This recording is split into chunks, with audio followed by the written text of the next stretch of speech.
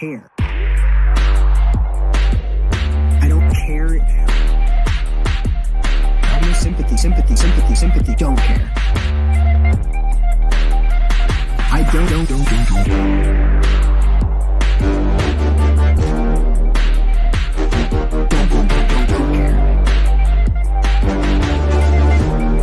I just don't care. I'm sorry.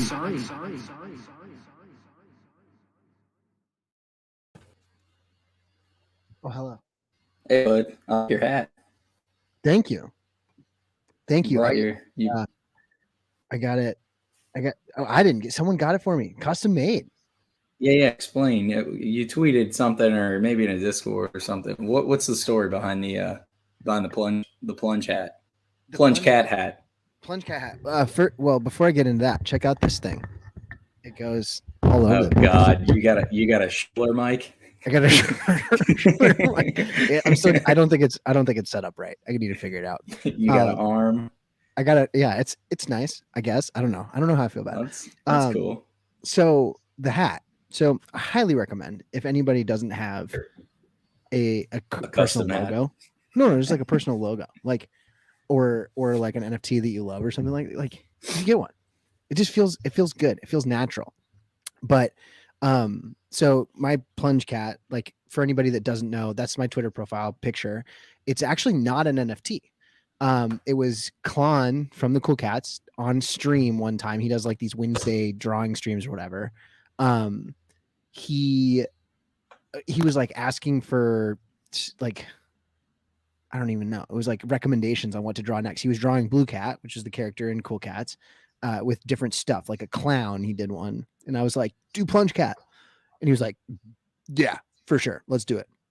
So I got plunge cat and he sent it to me. And he said, the only condition was I can't mint it. So I couldn't make it an NFT. And I was like, no problem, dude. Like, this is for me. I'm not going to sell. I wouldn't sell it anyway, even if it was an NFT.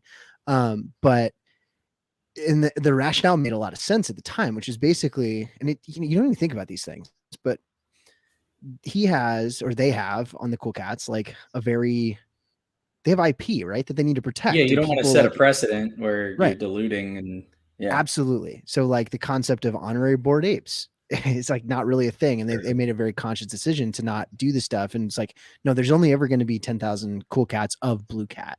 And that's why all their like, the other stuff that they're doing is not going to be that. And separate all collection. of that. Yeah. They don't want to devalue it or set, to your point, set a precedent of coming in and saying something. Yeah. They make a plunge cat. And next thing you know, there's a chug cat. And then there's a, who's a more prominent Cool Cat. There's a Farouk cat. There's a Wang cat. There's all kinds of different. Yeah, there's a Wang cat. Oh man, there's all kinds of custom ones. And so yeah, I knew about that off the jump. I totally respected that. So then the story goes that in my Plungers Fantasy Sports Betting League, which is how I got into NFTs in general. What's up, Mappy? He's in the Plungers with me. We talk about all sorts of weird shit, but one of the best things that we do, which I've tweeted about before, is we do in the fall when the weather gets a little crisp, when it turns from t-shirt weather into Q-zip weather, quarter zip, right? Yeah. We do a quarter zip exchange. And the idea is you get paired up or you get like matched off, and your job is to go find like literally like a pullover, like a quarter zip pullover for your match. And you got to send it to them. And, it's a surprise and everybody like posts in the channels. And it, one time I got my buddy a Waffle House Q-zip, like just it can be inside jokes. It can be all sorts of weird shit. Or it can be like something of a team that you like. And I'm pretty sure like Mappy last year, he bet on I don't even know if he's a Calgary Flames fan or because I think he's from Detroit, but like happened to have this, just like love affair with Calgary in the playoffs that year. And so his match got him a Calgary Flames quarter zip. I usually do like something funny or, a nice course of, a golf course that I've been to or whatever. But this year, so my match got me a Bucks one, and then also sent me this custom hat as like part of the gift, which was dope. So Papa, if you're out there, if you're listening, Love you, Mama. Very nice gesture. Yeah. Speaking of Q-zips, by the way, I don't want to get too spicy for our fellow Cool Cats folks. Cool Cats as in TopShot Cool Cats. Yeah. But we might be, looking at some outerwear, some winter wear with a little little Project Pat custom logo right here. Love that. Something classy, not as loud as the jersey, Do you want to spill some mock-ups? Are you there yet? I've got some that I've sent to you guys that I could maybe dig up later in the stream. I mean, we're looking a little more classy for the outerwear stuff. No numbers, no names on it. It's not a jersey, right? It's something you want to actually like wear on a golf course or something and not feel like an idiot, right? Something you could wear out, and it's discreet. It's the what's the thing coated we talk luxury. about? Yes, exactly. We want it to luxury. We want it to be that. You don't want it to be like it's not too in your face, but it's like wearing something with a BAYC skull on it is a lot different than a sweatshirt that says Bored Apes Yacht Club. Correct. Yeah, it's like a coated luxury thing. Correct. It's like it signals that you're in the know. So I think I mean, I was kind of putting it off, but I think we're gonna do it. So yeah, man, I'm into it. That'll be fun, and we'll let the guys we'll let the folks in the NLL and the Cool Cats Discord know about it. They'll have the option to jump in, and those who missed out on jerseys, so it'll be fun. I do have one. Yeah, go ahead. I got one thing. This is totally off subject, but it's getting to be the holiday season. Cider or like holiday beers, like Shiner Cheer or like Stella Cider. Which one are you taking? If there's like a party and there's like both of them there, which one are you going for? Are you going for, or like Blue Moon Winter Lager or some crap? Like, which one are you going for? Are you going for that? Or are you going for Woodchuck or, cider? So typically I'm a beer guy. My wife had like an Angry Orchard the other day, and I was like, that sounds kind of good. I kind of want one of those. And I had one, and I haven't had one in a long time because I like beer. And I was like, this is very refreshing. So I don't know. Maybe this holiday season I will do more cidery stuff. I lived in London for a semester in college, and there the way there you go. We're gonna figure out which one. We're gonna do both tonight. We're gonna do both. You might as well. I'm drinking rapid review. Foggy Geezer, which is maybe my favorite beer in the world. All right. It gets you drunk. But no, when I was in London, the play was, your college, and like if you're in college in the United States and you're just trying to get ripped, like you got to do volume. You got to get to a point like yes, you got to do volume. You got to do like cheap beer and a lot of it, or you got to do a lot of 13 natty lights or something, right? At least. But T-Wolves has got it. 2 liters of Strongbow, or any, like they had the cheap stuff was called Diamond Ice. Oh God, ours was Milwaukee's Best in Arkansas. You had to drive 7.5 or 8%, get a cube, baby. And it's literally like a 2-liter bottle of soda or whatever, and you're just like, let's go. And it was like, it was one of those things where if you pound it fast enough, like you're not gonna remember some of the night. Probably shouldn't be putting this on film, but anyway, long story short, I used to be done Edward 40. Who hasn't done Edward 40 hands? Come on now. Yeah, it's super fun, dude. I had so much fun in London. Anyway, I want to go back, but that's beside the point. So, we have a couple cool guests tonight. So backer party's coming on from Cool Cats, but he's got Mystery Mints, which I don't even know what's going on. I have no clue. I have not asked any questions of him. I just show me what you got. There's people out there, and I think many of you guys and gals are in the same boat where it's like, if they say jump, you say, how much ETH do you need for me? Like, you don't say how like, let me jump. It's just like, tell me how much. Like that's exactly the way I feel about Bakra, where it's just like, we met up in New York City, and he's just like a legit dude. I'm excited for him to be on the stream. He's been on before, but I'm curious to learn a little bit more because I have no idea what's going on. I'm very intrigued. He's one of those guys that, we were talking last week, takeaways from NFT NYC. Like he was definitely one of those, like, I would totally have been friends with him, like in another life, like where we went to school together or whatever. Totally solid guy. We do have to get him to rehash the argument about being able to kick field goals, though, because I don't know if I'm on board with his. I'm not on board either. Maybe Canadians just aren't quite as good at kicking. I mean, it could be a Canada thing. Pretty bad. Who knows? In other random news, I shout out LG. I had a flow pack that I hadn't claimed yet, and he DM'd me like it was before Halloween. He was like, "Yo, you got a Flow Fest pack," and I was like, "Oh, cool! Like, let me know." And it actually wasn't as difficult to get it that I've like kind of through the grapevine heard. So I have it like ready to go. Like, just if we want to bust it out at any point, just see what the hell's inside. There could be an S1 Legendary, right? Like, there could be anything. There's like a LaMelos in there. Literally anything. There's LaMelo hollows in there. I know there's at least one person that cracked one in a LaMelo hollow, which are the floor right now. I know because one of the guys in the plunging is trying to sell his and had it listed at like 17 and then like 16 and then 15. Nobody's biting at like 13 or 12. So if you guys want to go look, go snag it. But yeah, we should definitely open that. I know I opened mine. Couldn't tell you what was in it. Don't know how to access it. Could like literally no idea. There's 3 NFTs somewhere. I don't think any of them were particularly cool, at least on the surface. Maybe they're super rare. I don't know. But like I got 3 of them. I opened them whenever. Shout out to LG. Thanks for the love there. Literally no idea where they are. So well, we'll find out. Do you want to dive into some topics, some comings and goings of the week, or do you want to rip this? You want to save it, or what do you want? Let's rip it. Let's rip it. Okay. All right. There's like a lot to talk about. There's some crazy stuff that's gone down. Seems to have gone down. So while you're doing that, I like how many people floor in is chat yours, are sir. like keeping up. So while you're opening these things, how many people in chat like followed along or know what's happening with Art Chick? You mean Tanner Golden?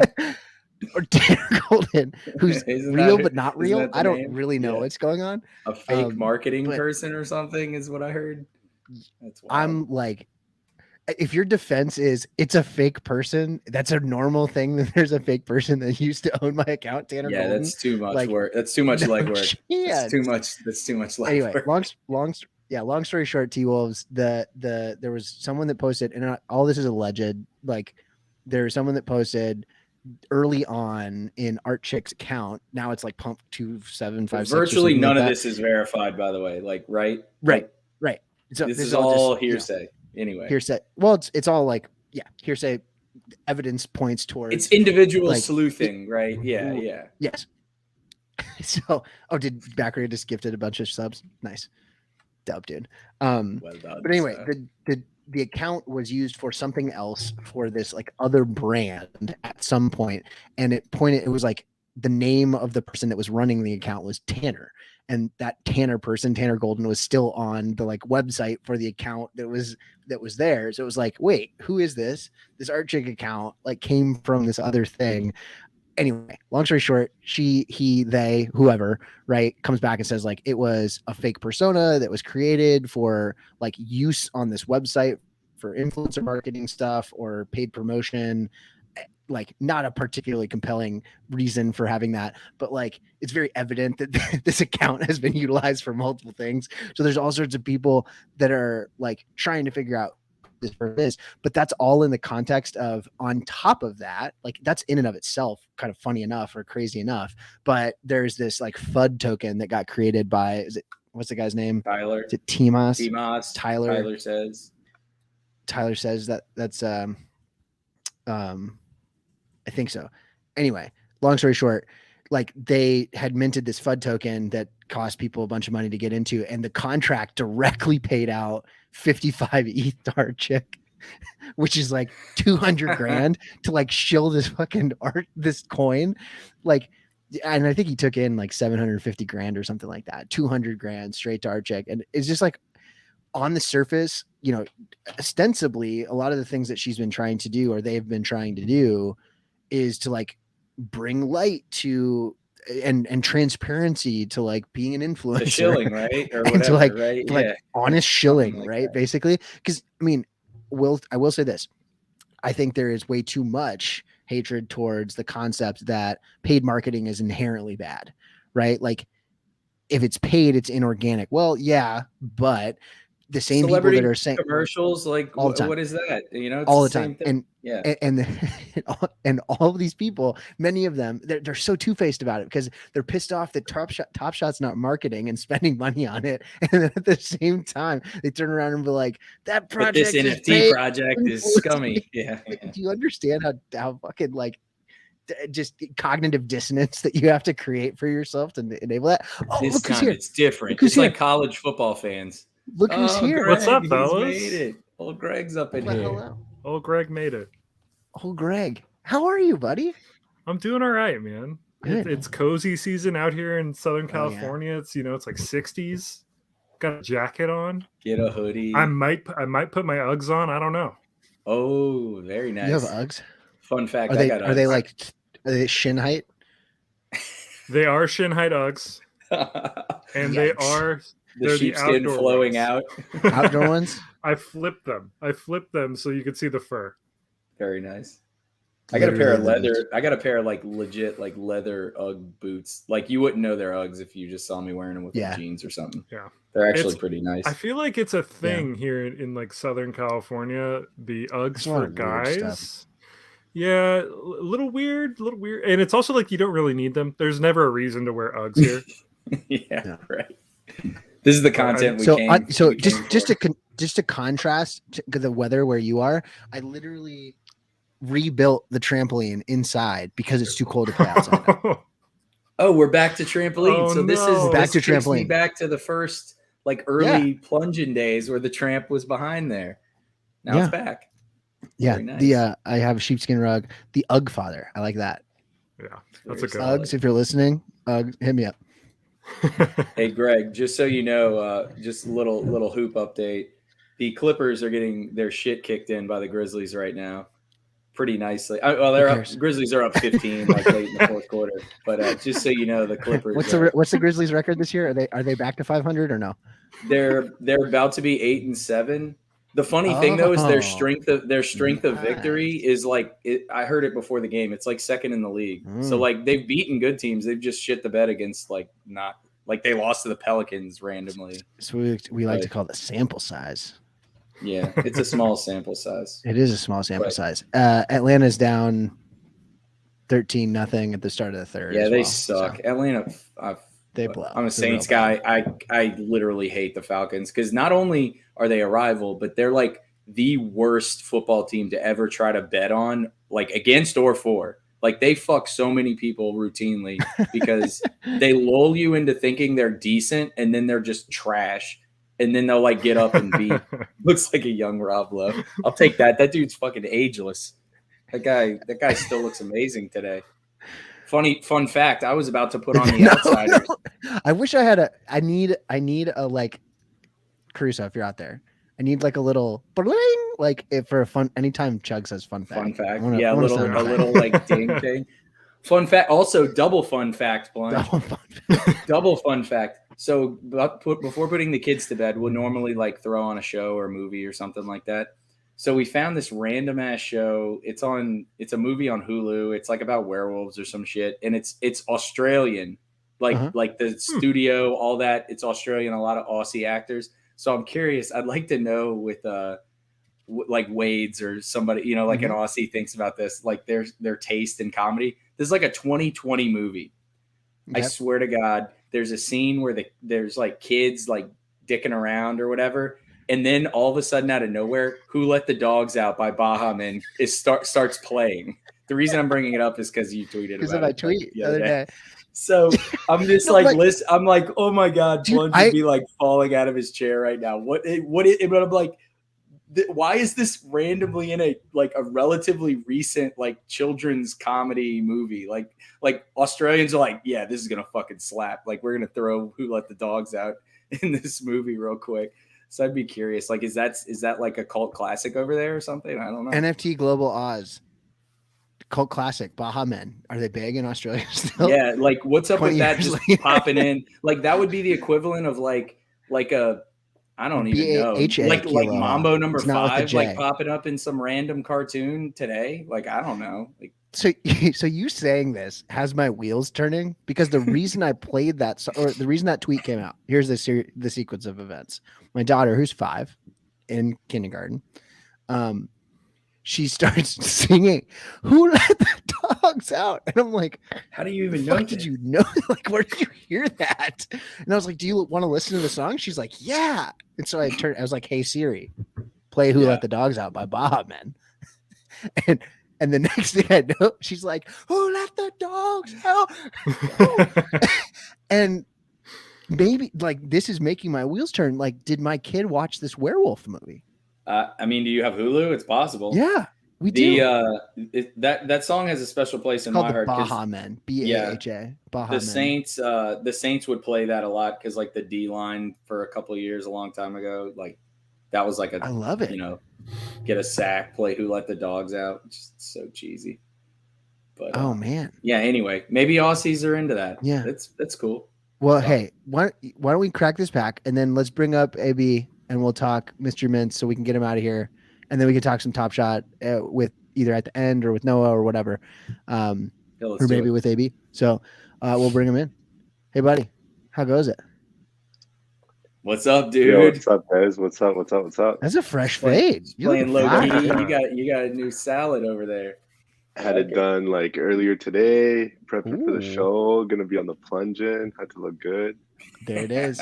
Saw you guys in New York, man. I had to step my game up a little bit. Baha Men, by the way, BAHA, not BAJA. Very upsetting. Very important distinction. For the J.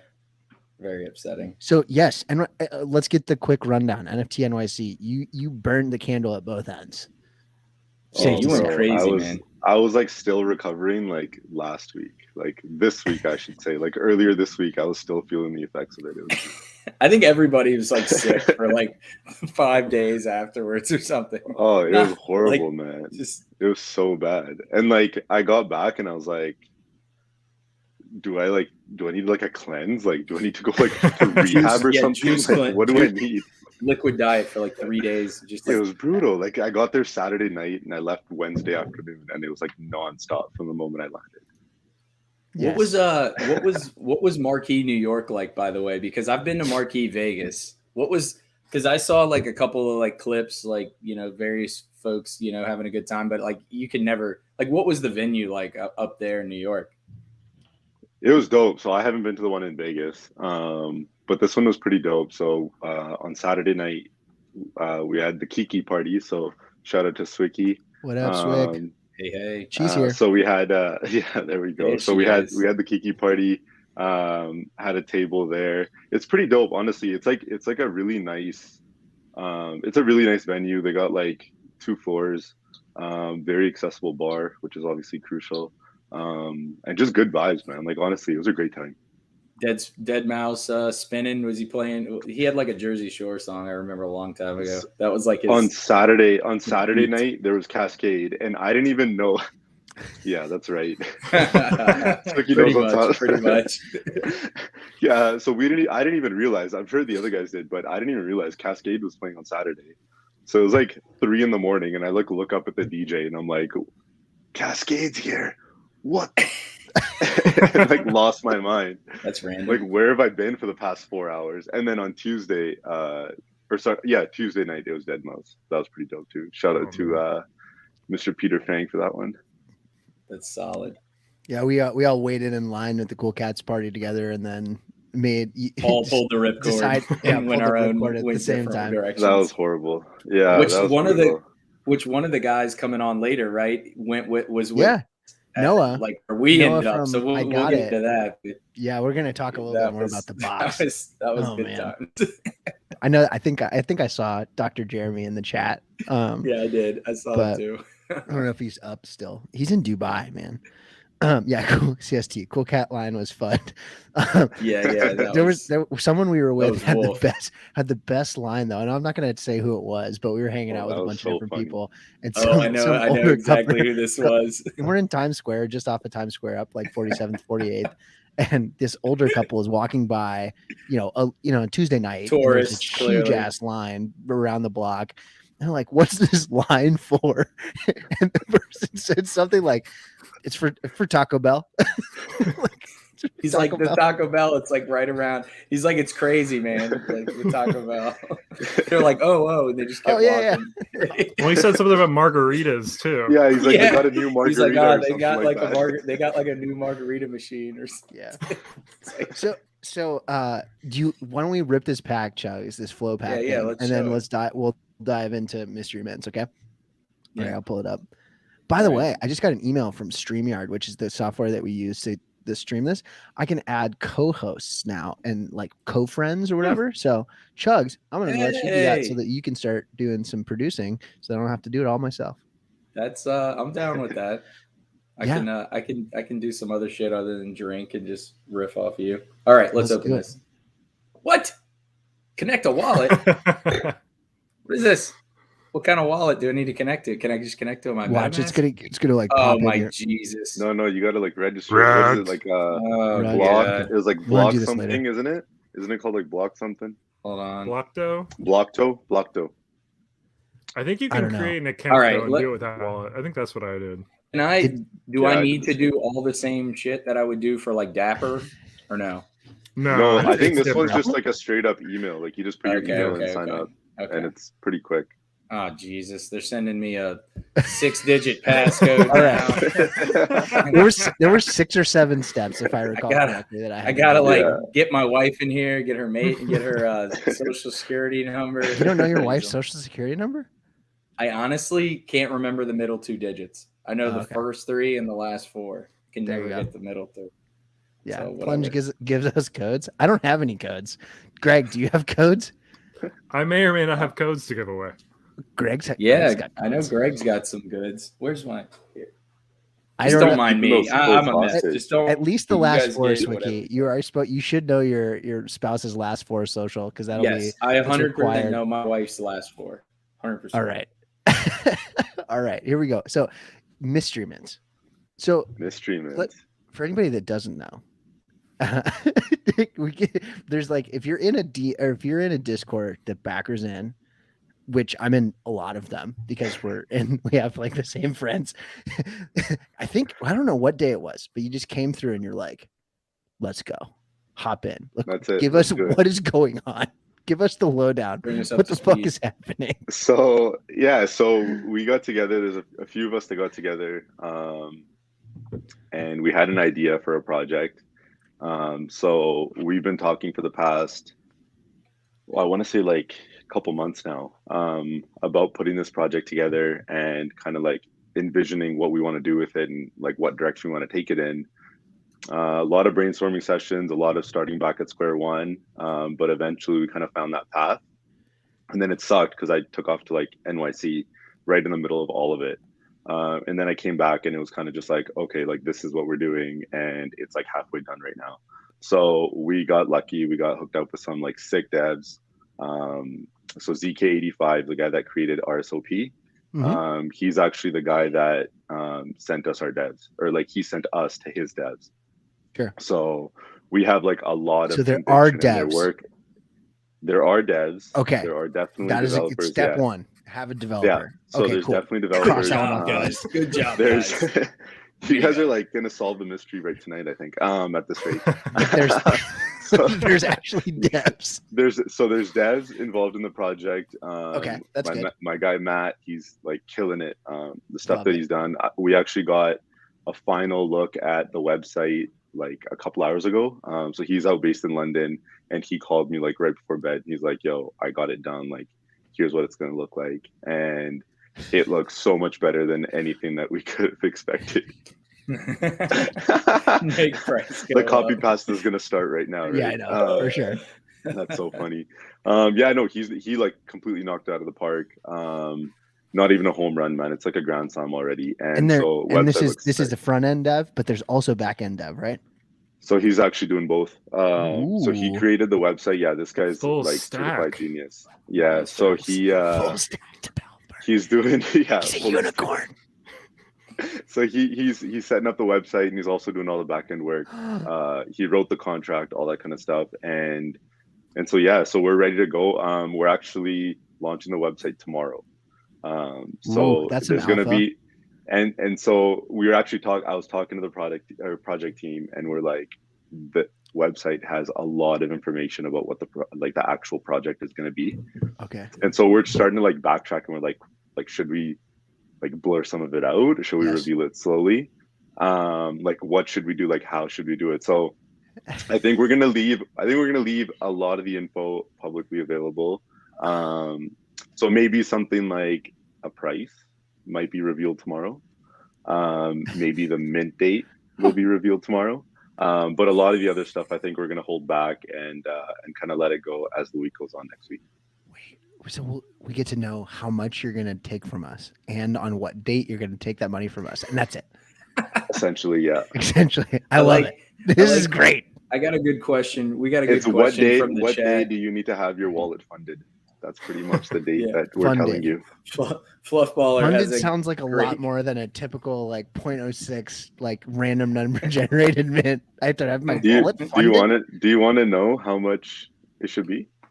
Do you know how much it's going to be? Do you guys want to know? Or what do you guys want to know how much it's going to be? Like, sure, I want to know. This is not rehearsed. For anybody that's curious, like I have no idea what he's going to say. I have no fucking clue. What is this, like Dutch auction starting at 69 ETH? Like, what are we doing here? Yes, I want to know. Tell me. No, it's going to be accessible AF. It's going to be 0.03 is going to be the mint price. Nice. And so there's going to be our wallets. No, you don't have to have 12 ETH, and like you don't have to have it split across 7 different wallets to make sure none of that kind of stuff. So it's going to be very accessible. We want a lot of people to be in on the project, and like really like the basis of the entire project is just we want to change the lives of some people. Oh shit! I dropped some alpha on NFT God's stream last night. And that was that there's going to be maybe 1, maybe 2, maybe 100, maybe 1,000 people that have their lives changed with this project. And that's all up to the project itself. So we'll see how it goes, and we'll see where it goes next week. But it's like extreme that's makeover Baccarat edition. Yeah, I'm pretty much going to come and like pay off your house, I think. What? Could you imagine just backers showing up to your house like you won, with like a full construction team? or he like shows up, or it's gonna be like he shows up and like, or he doesn't show up, but like a box, like a delivery man shows up, and it's like a margarita machine, and they're like, your life has changed. What's that one thing? The infomercial thing where it's like they show up with balloons at your house, and like there's like a reporter all the time. Like clearinghouse. Yeah, Publishers Clearinghouse. Yeah, it's like random like $4 million, just like boom. I love this. I agree with this dream. Overpromise. We're gonna change your life, and this brand new Toyota Prius is yours. If I can look like Backer, my life will be changed too. I think it would be changed in a good way. That's awesome, dude. So give us who else is like outed from the team? Who's working with you guys and gals and everybody in between? Who is at least available for us to acknowledge? So we got 4 people in the project team. There's obviously myself, and then if you go into our Discord, which I'm sure Plunge is going to do me a favor and plug it in the chat. Yeah, we got NFT Global Oz is doing it for you. Sick. She's wicked. And so we got myself. We got my guy KB. He's also Canadian. Keep going. I'll be right back. Hold on. Sorry. Plunge is getting the wife call. So there's me. There's KB, and then we actually got Mr. Rice Boy from Twitter, aka Squanching. He's also part of the project team. And then we have one anonymous member, the Golden Goose, as he goes by on Discord. Oh, Golden Goose. So we got the 4 of us.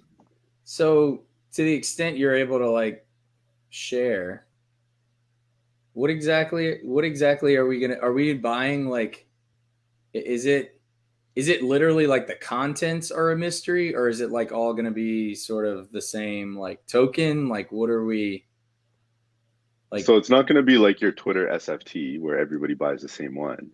Right. It's gonna be. We didn't buy it, by the way. I wish. We didn't buy it. We were given it. I wish Plunge was here for that joke. We were given that. What's up? Plunge, you missed it. I just dropped a Twitter SFT joke on Chugs. What was he just threw shade on my holding vitamin T. Yeah, I'm still holding it. Are you kidding me? What's the most recent sale on it? I think it's been a minute. I think it's got to be down bad. I think somebody hit a WETH. Somebody hit a WETH offer at like 30 ETH. Still, I mean, that's not bad. That was like not at all. Bad. That was a while. Well, I mean, that was like, a while ago. The first low, day it was like 125. Well, I don't like think nothing that. Traded that high though. I think the highest. I think the highest something traded was in the 60s, maybe. Jesus, no, not on yours, but I think that feels like a million years ago. I don't think anybody went 100 on any of them. I don't think. Like right out the gate, overall was way higher than that. Right, so like right out the bat, somebody had sold for like 50, which was about $100,000, and then they turned around and bought a punk. So like that was, I mean, that was obviously you ratchet up into a fucking punk. Or back then, if you would have sold and bought like fucking, I mean, back then you could have sold it and bought like 3 apes or some shit, you know. But you know. More than that, right? I'm an idiot. Yeah, probably more. I don't know. Yeah, I don't know where the floor was on apes at the time of that. It was around July 4th. So yeah, I mean, apes you could buy pretty much any apes you wanted. Apes were down in like single digits at that time. They were like 4 or 5 ETH because I remember back then. Yeah. Shout out to my dad, but also fucking dad, you screwed up. we were supposed to go halvesies on an ape for freaking back then. It was listed for like 4.28 ETH. I'll never forget. It was like $9,000. And I was like, let's split and go halvesies on it. And he was like, well, let's like just throw out a, 3.9 ETH bid or something. Obviously nothing happened. And then the rest is fucking history. It was a white lab coat ape. Like God knows what the floor is on that now. It just, I keep telling him, I'm like, we could have turned $10,000 into like $200,000 in like 4 months. And, and I could have gone and seen Beck and Lil Baby and, shoulda, woulda. Which is clearly the more important part of this whole story. Oh my god! All right, so on Beck. So anyway. Through shade, it's not an 1155. It's not a semi. So everything's unique. Like, is there like a pre-reveal, post-reveal kind of thing? Like, what's the setup? Yeah, so there's actually so we're using so like everybody's gonna have their own unique token ID. It's gonna be whatever, like a finite supply. Which you'll find out tomorrow, and maybe tomorrow. 6969. You wish. Number 42069. Actually, no, I'm just kidding. So we're actually like another like little bit of alpha that I kind of wanted to drop because I know you guys probably know a little bit more about this than maybe some other streams. So we are leveraging Chainlink in our minting process, and so for people that like maybe aren't so familiar with it, Chainlink kind of give the background on what that is. So Chainlink like completely like it's 100% verifiable that the token IDs being pulled are like completely randomly generated, and Matt's done a great job at the time of minting, right? Right. Yeah, it's not pre-generated stuff and then it's assignment after. Exactly. Yeah. And Matt's done a great job where he's embedded it into the contract where it's going to be that information is going to be retained as well. So if anybody wants to go back into the contract and read up on it afterwards, they can actually go back and see that this was randomized at this time using this. So like the way it does it, as far as I know, is Chainlink generates like a 30-digit ID almost. And then there's like an algorithm that takes that 30-digit ID and randomizes the token ID from it within your supply. So like if it's 0 to 100, it'll randomly generate a token ID between 0 to 100 using that 30-digit ID. I know it's like it gets kind of convoluted, but it kind of made sense to me when I thought about it that way. So yeah, so verifiably random. So there's not going to be any kind of like data that can be leaked beforehand. Nothing like that. Like it all happens at that time. Yeah, so like I'm personally like I'm a bit of a nerd that way. I was like hyped when I heard about that. That's like kind of the method that the developers are going to use, because that's something that I think is very, very important, especially with the type of project that we have. Yeah, well, we've seen that kind of not like totally fuck projects before, but like we've seen it definitely like kind of, muddy the waters like before you can even really get going. So like that's definitely a cool feature. And I think, correct me if I'm wrong, but for those who may have heard of Chainlink before, that's what the LaMelo NFT, they use that, right? Or am I wrong on that? Yeah, I believe Plunge? so. I know Monster Blocks. I know Monster Blocks definitely used it when they generated. So shout out to them. There's a handful of like pretty high profile stuff that's done it. Yeah.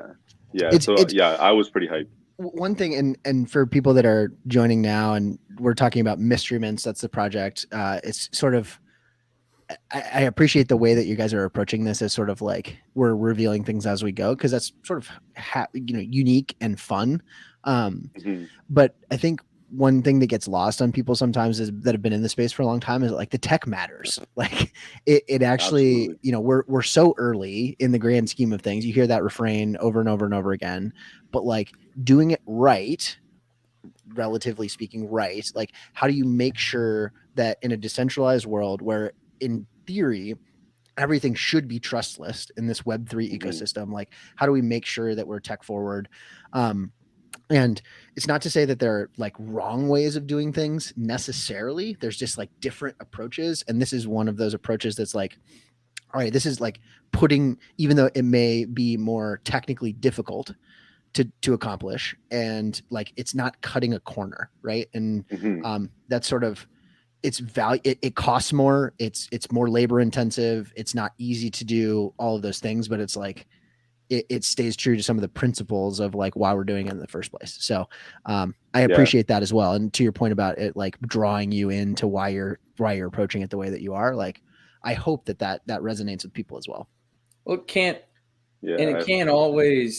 can't always just be like we like the art, we like the community. Like there has to be something more there. Otherwise it's just a music box that you just have to keep cranking to like, otherwise where else is the value? Like it's good to have like legit guts to a project, so hats off for the thoroughness there. Yeah, I really appreciate that. Yeah, I mean, like I think those are kind of like the principles of our project. Like that's kind of what we want to go for is one, transparency.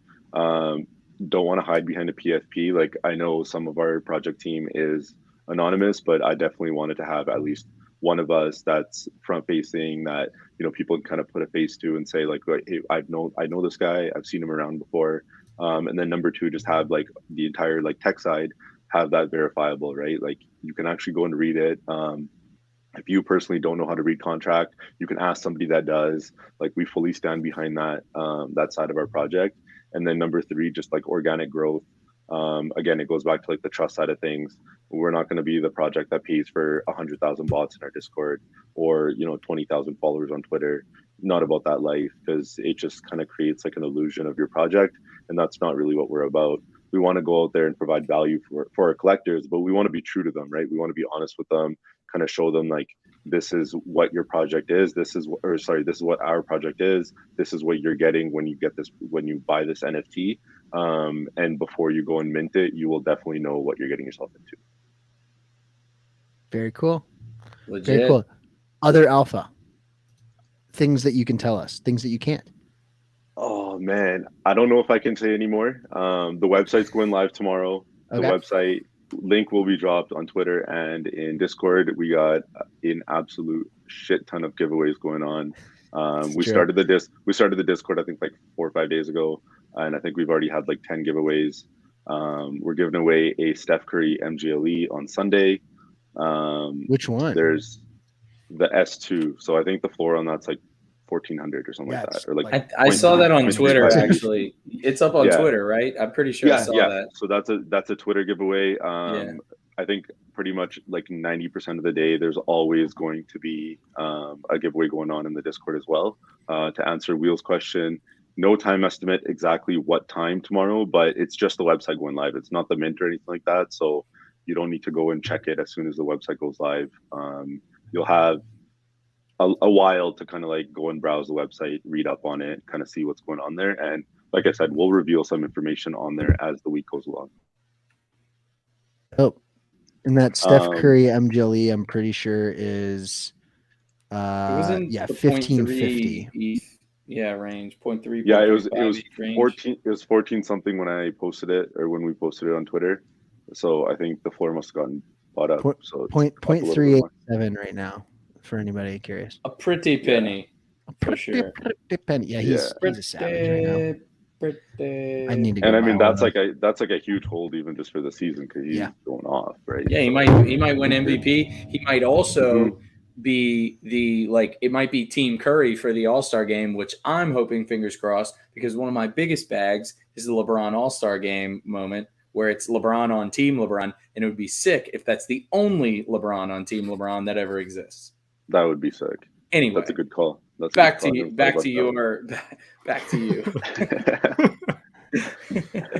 Other questions in the chat, I will be happy to pull them up if people have questions. And for sure. Fire for them.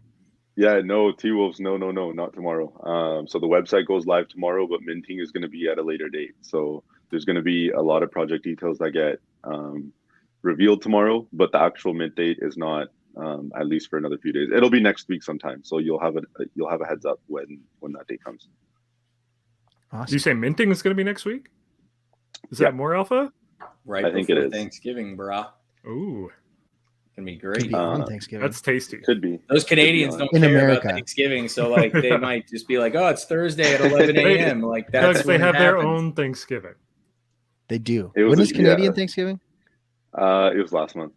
Oh, okay. Did you give thanks to? Is it as like as like awkward as the hey, we're like sharing meals with Indians that we like clearly stole their land and all that shit, or is that? And it wasn't like, violent at all. I mean, it's not as big of a thing because you get like in the States, there's like football on all day, and like it's like a huge like holiday like event. Whereas for us, it's more of like some people fucked up a long time ago, and now like we're recognizing that.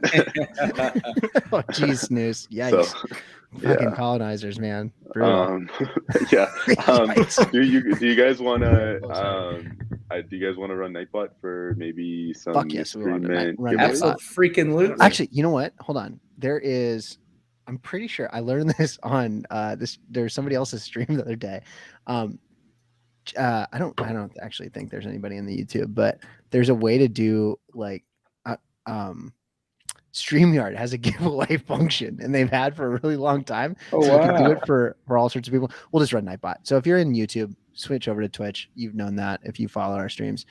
So we'll do a keyword in Nightbot. Again, subscriber luck significantly increased. I give no qualms about that. So we'll give everybody a minute or two, but what do we want the keyword to be? I mean, it's got to be mystery, right? It's got to be mystery, right? It only makes sense. I would have suggested. Type mystery into the chat, and we'll play. I saw some hate for this song. We'll do the long one. Might as well. Subscribe and that bullshit. You might win some free shit. Gonna give away. We're gonna give away some. We're gonna give away. We're gonna give away some. It could be you. It could be you, babe. It's probably not. It's probably not. And if it is, oh, that would be so crazy. I smell a bot. I smell a bot. Rigged. This shit is rigged. Rig job selling.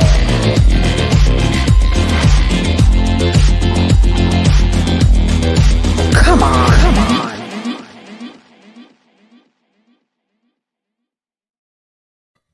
All right, let's roll this. What we got? Snooze. Snooze with the win. Snooze with the W. Snooze with the W. And thank you very much, Squanch, for the 20 gifted. Wow.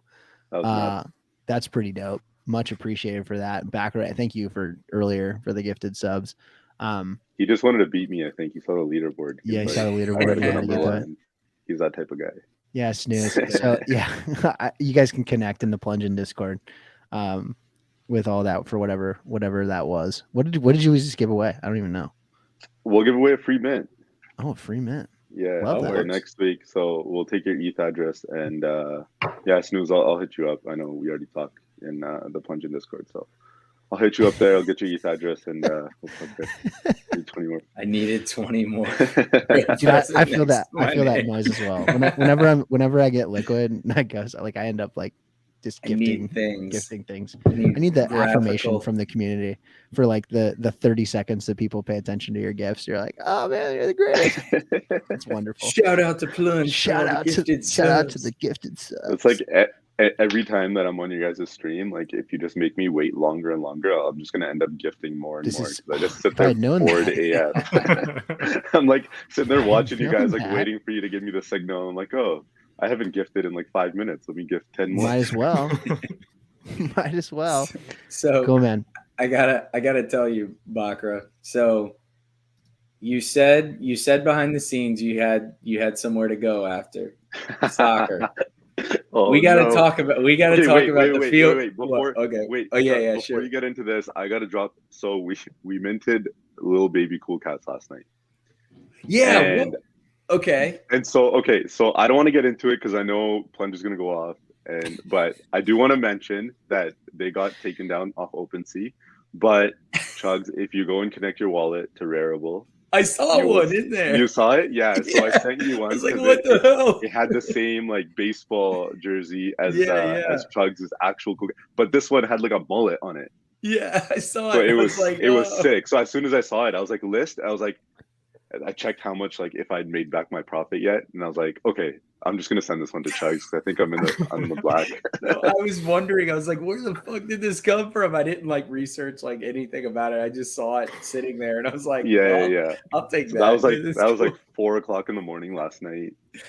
While making nice. Little Baby Cool Cats. I was wondering if somebody like if it was like a scam kind of thing. Somebody's trying to get me to like do something with it. But I'm happy to know that it was just Bakra. It was just me. But anyway, so you got soccer. We were talking in New York about Plunge. Plunge, set the table for this because we were at dinner. So we had dinner and by the way. So yeah, go ahead. We had dinner at Italy down in like 27. The restaurant at the top floor or whatever. It was great. Floor there. And I invited everybody. I put out an open call. I was like, hey, if you're in town and you want to hang out and you want dinner, come hang. We paid for everybody's dinner. Like if you showed up, you would have got free dinner. Covered the tab. We covered the tab for drinks and dinner for everybody. Thanks to the proceeds of the NFT NYC sale. Thank you everybody for buying those, which covered the entirety of our trip. We have a little bit left over, but paid for all of our incidentals and all that fun stuff, which is a blast. So thank you everybody in the community for doing that. I think it was very, very helpful for all of us and, in lots of different ways. So you'll see that kind of playing out over time.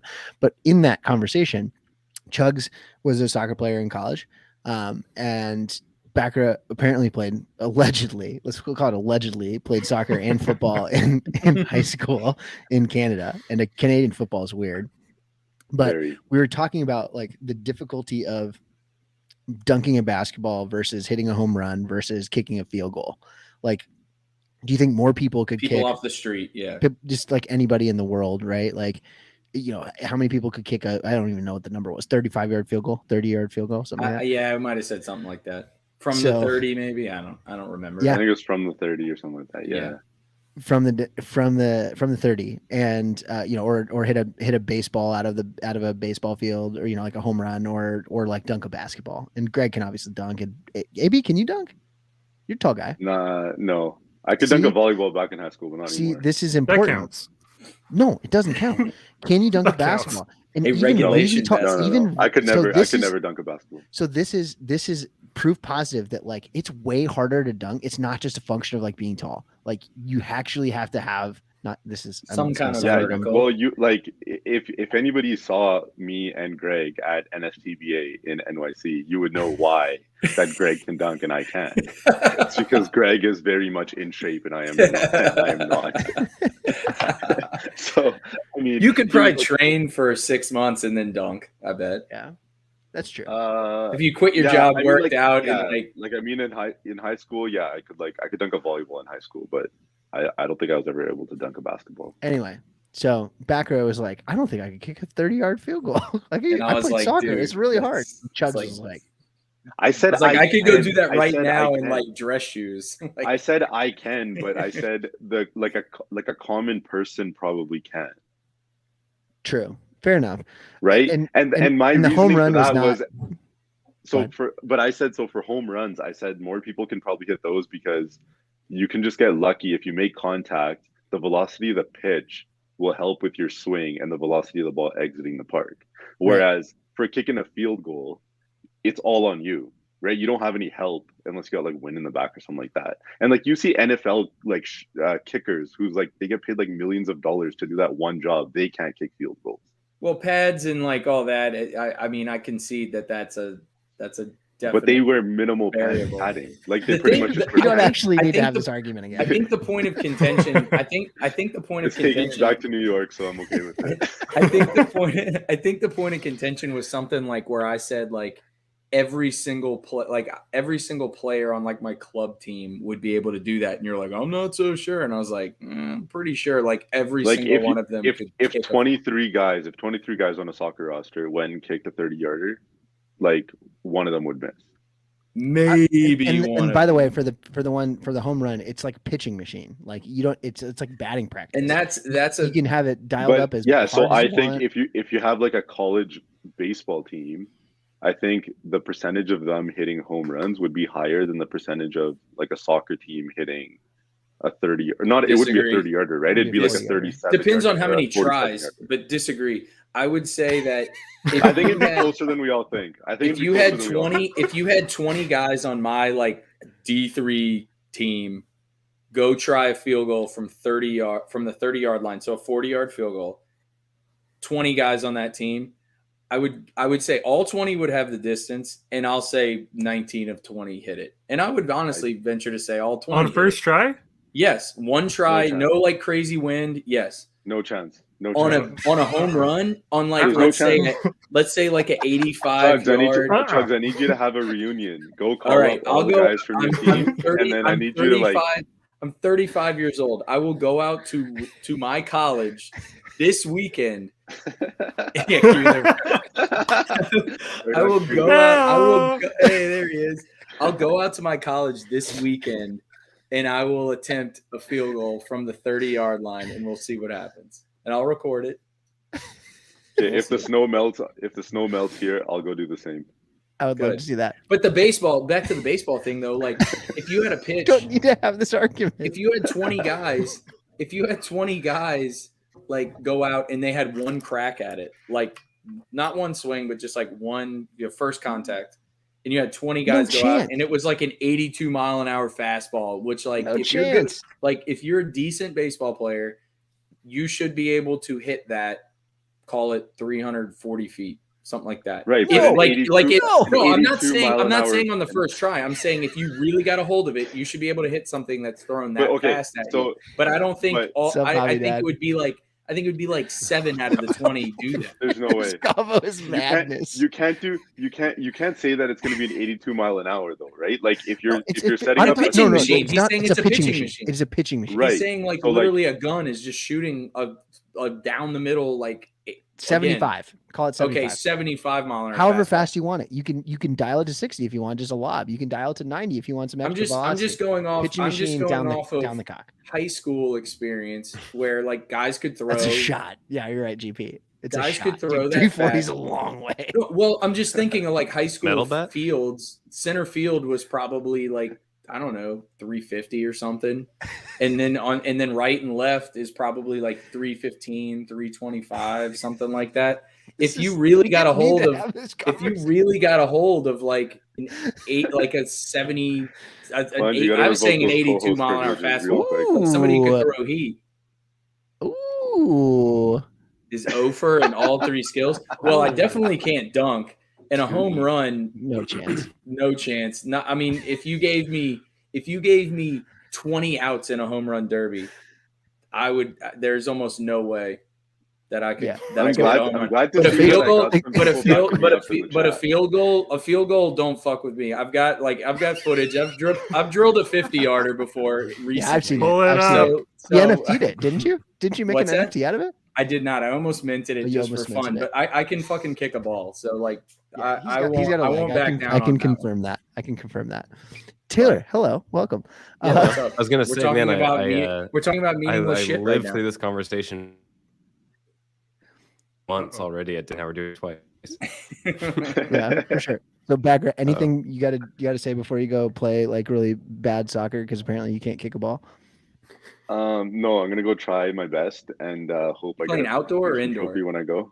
Indoor, man. It's like minus 25 degrees Celsius right now. Indoor way more fun. I don't know what that is anyway, Fahrenheit, but indoor is way Is more it really fun. minus 25 Celsius where you are? No, I think it's like minus 10 right now, minus 10 or 15. It gets cold overnight though. It's like minus 20 overnight. But yeah, no, just thanks for having me on. Obviously, always a blast to hang out with you guys. And yeah, like thanks for the mini mystery mints shell. Really appreciate it. I think we already got some people plugging it in the chat. Yeah. But I'll stick around for, if you don't mind. Follow us on Twitter. There's giveaways going on there all the time. Even if you don't want to mint anything, I don't know, just join the Discord. You might win something for free, and then you can use that to mint it instead. So what's the Twitter? Do that. It's Mystery just at mystery mints. Yeah, just posted it, and I'll also post the Discord in there. Thanks again for hopping in and getting snoozed that free mint. Pays to be friends of the program. Thanks, guys. Hey, you a real one, man. Take it easy. Have a good one. Take care. See ya. Somebody said mystery mints just in the comments. Are people? I mean, not mystery mints. The flash packs, like the flash challenge packs, are they hitting everybody's wallets right now? Or their accounts? I don't know. Somebody just said it. See, Poker Eric said it. Ooh, and I don't know if somebody else, are they there? I just pulled open mine. I have one pack. Guess what it is? What is it? It's that fucking Vince Carter. They still haven't told me what to do with it yet. Just a constant reminder. Just a constant reminder. Like, what the fuck am I gonna do with this thing? Yeah, like, give it away. Waiting. Yeah, that would be good. Give it away. Oh man, It'd be great. I still don't know. I'm just waiting. I got a DM or two from folks like 2 weeks ago. Hey, can we give it away next week? Sure. Let me know. Are we gonna tell me what we're gonna do? I'm at your mercy. Oh man, too good. But they're on their way, I think. We'll talk TopShot in a little bit, but we got Noah from IGotIt on. So we're gonna bring him in. We're gonna talk quickly about IGotIt, do that stuff, and then we can finish up with some TopShot talk if we want. But Noah, give me a thumbs up if you're ready and rocking. Cool. Double thumbs up. I've got. There he is. There he is. What's going on, guys? How you doing? Not too much. Good. Yeah. Do you want to do? I see that your flow pack is ready to rock. Do you know? You want to watch us rip this flow pack? Whatever the fuck's in it. All right. Let's do it. Yeah. I can do that real quick. Okay. So this was just set the stage. So this is one from LG for the Flow Fest that happened like 3 weeks ago, right? Yeah, from a while back, Flow Fest. There were packs basically being given out kind of all over the place. It's 3 random flow-based NFTs, including possibly some like high-level Series 1 TopShot moments. I have no idea if that's about to hit, but we'll take a look. Let's see what we get. I wish there was like some kind of cool music, but beggars can't be play choosers. Your own music. Yeah. Yeah. Just played in my head. Little 3-6. All right, here we go. First one is a Cyber Monkey King 2, number 405. I have no clue what that is. I'm eager to learn about it. He looks like a hype gold. Matching kind of gold badass. Gear. Yeah, matching gold gear. Got the little man pouch. That's cool. All right, next one. A Blockleet Golf Tip 3 with some text that I can't read right now. I'm gonna have to look at that later. It's a Blockleet, bro. I mean, it looks like he's playing golf, but that's cool. We love the Blockleets. Last one. I swear to God, if you hit like a LaMelo hollow, I'm gonna shit myself. Record ship Flow Fest pack voucher. What does that mean? I don't even know what that means. Does that mean that I get a voucher for another pack? Seems like it. Yeah, it's like the lotto ticket that gets you another lotto. Yeah. Sweet. This happens all the Sweet. time, and It's like Re-rolling it. the sweepstakes where it's like you're a semi, super, ultra finalist. Submit So, this, and I you see this a will lot be in entered. the cardboard world. So they do like the Panini will give you like points, like Panini points, and it's like such a bummer every time you get Panini points because they're not worth anything. You're like you can spend 400 Panini points and get like a Rafer Alston autograph. It's like just totally boo boo. Very nice. But anyway, we are in the plungeon with Noah from the IGotIt team. We met Noah in person. Last time we were all together, I believe we were seeing a Queen concert. 4 of the Pretty 5 of sweet. From a us. midget. Geez, I believe it's little person, but regardless, he was shorter it was than the wild. average It was male. wild. We were at this party for Sandbox and Monax, which Dr. Jeremy NFT, I think he's in the chat. Yo. We were posted up in the balcony. It was super fun. And you and Clay from the Knights of Degen group were up there. We were just talking, right? We were just, carousing. Hanging. In that conversation, there's a lot of things about NFT and NYC that were great, but it was like hearing about what other people are working on is probably like my favorite thing. It was just like, what are you working on? Give me don't sell me on it, right? Don't give me the elevator pitch necessarily, because tell me about what you're actually doing.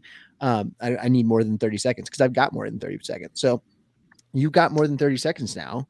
Can you walk us through like what you're doing with IGotIt and what people should be able to look at and all that stuff? Cause it's really exciting in my opinion.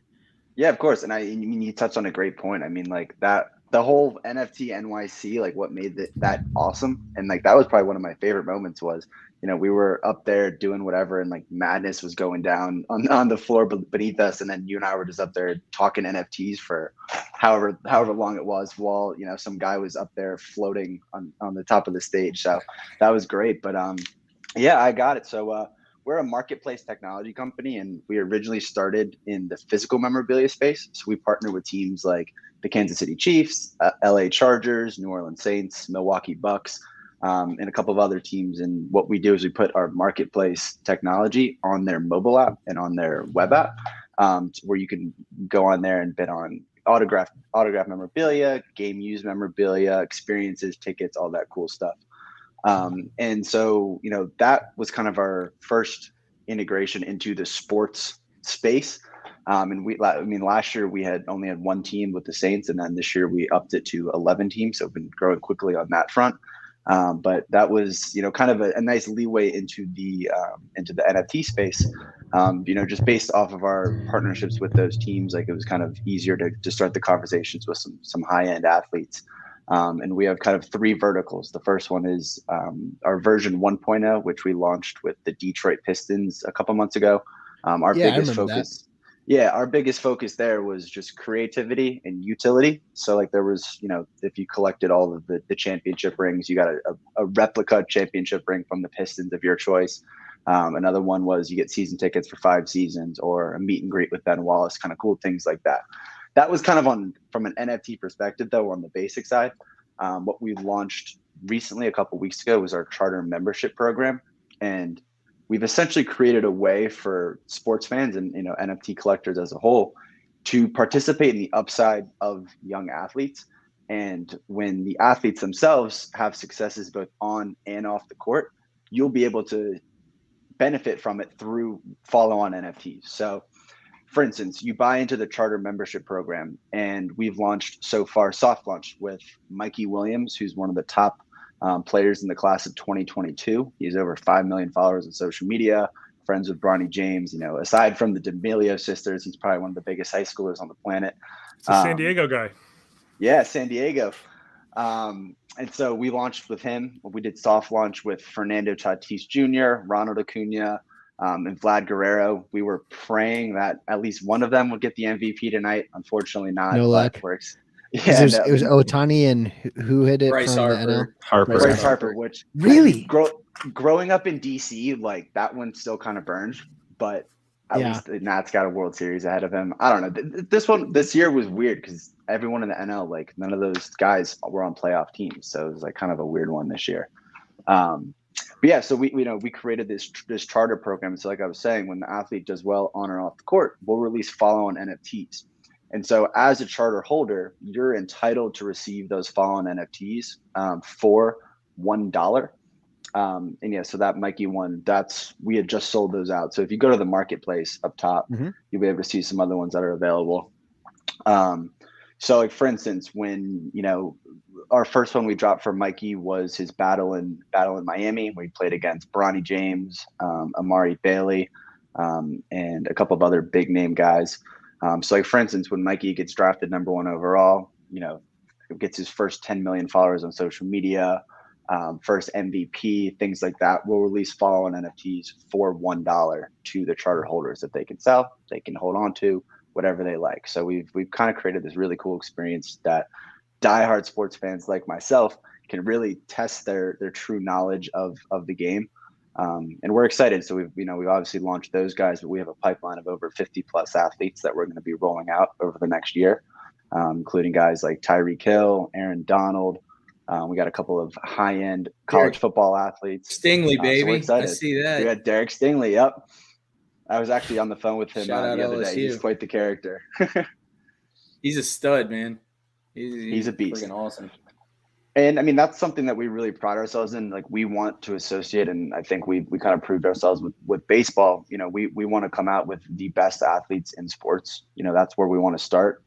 Obviously with baseball, we're only missing guys like Ohtani, which if anyone has a translator that can help put our proposal in Japanese, that would be fantastic. But that's where we want to set the bar with all of our other sports. So we're waiting on a couple of big fish to finalize in the NBA, college football, college basketball, and the MMA. Then we'll roll those out. That's awesome, man. And you were telling me, so I don't know, can you, if it's announced or not yet, with the partnership for that entity that is related to sports, that can you share that, or is that yes, I can. Okay. Yes. Okay. So we're partnered with the Pro Football Hall of Fame, and we're going to be rolling that out probably around the Super Bowl. So what's cool about them is, like, if I'm not sure if you guys are too familiar with like museums, 90% of their inventory is in storage. And I don't know if anyone's been to Canton, Ohio, but the Hall of Fame is really small.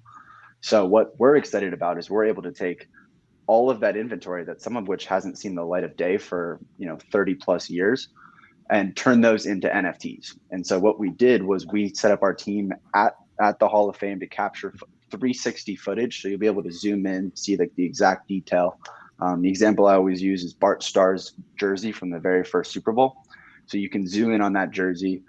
You'd be able to get additional follow-on content as you get higher up tiers. So we can add in interviews with Bart Starr talking about that game, interviews with Vince Lombardi talking about what Bart meant to the team.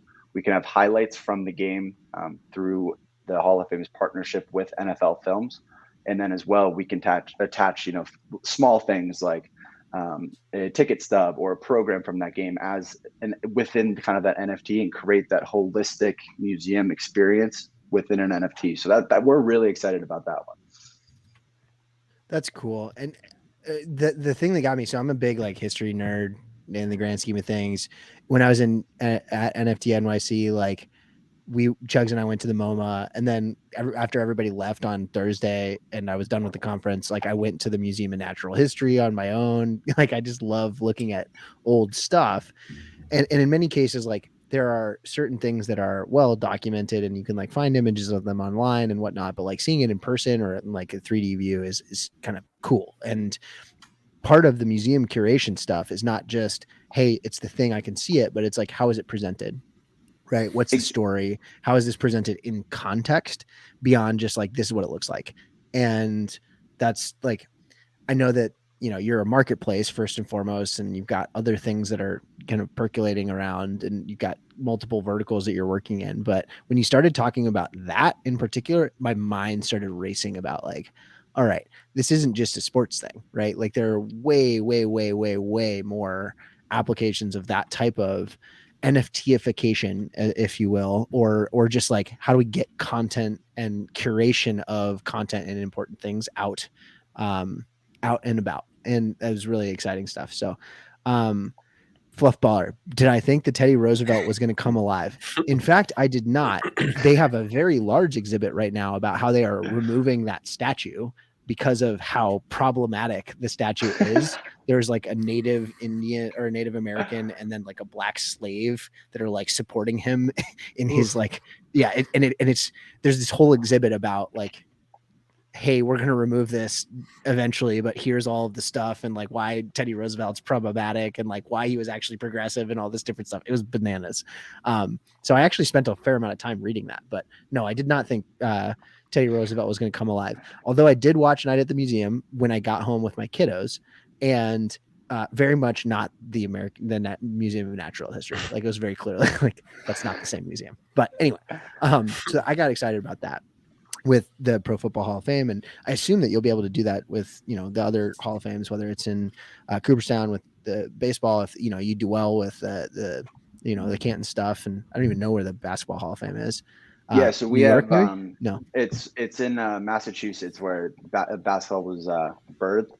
We actually have in line the Pro Basketball Hall of Fame once the NFL Hall of Fame lines up. And as a baseball fan, I'm praying we get Cooperstown. Like I was actually in Cooperstown for the Derek Jeter induction ceremony, and I was going through, you know, the museum exhibits, and I was just thinking like, oh my gosh, like Babe Ruth's jersey or, you know, Satchel Paige's, you know, just things like that. I was like, oh, this would be epic as an NFT.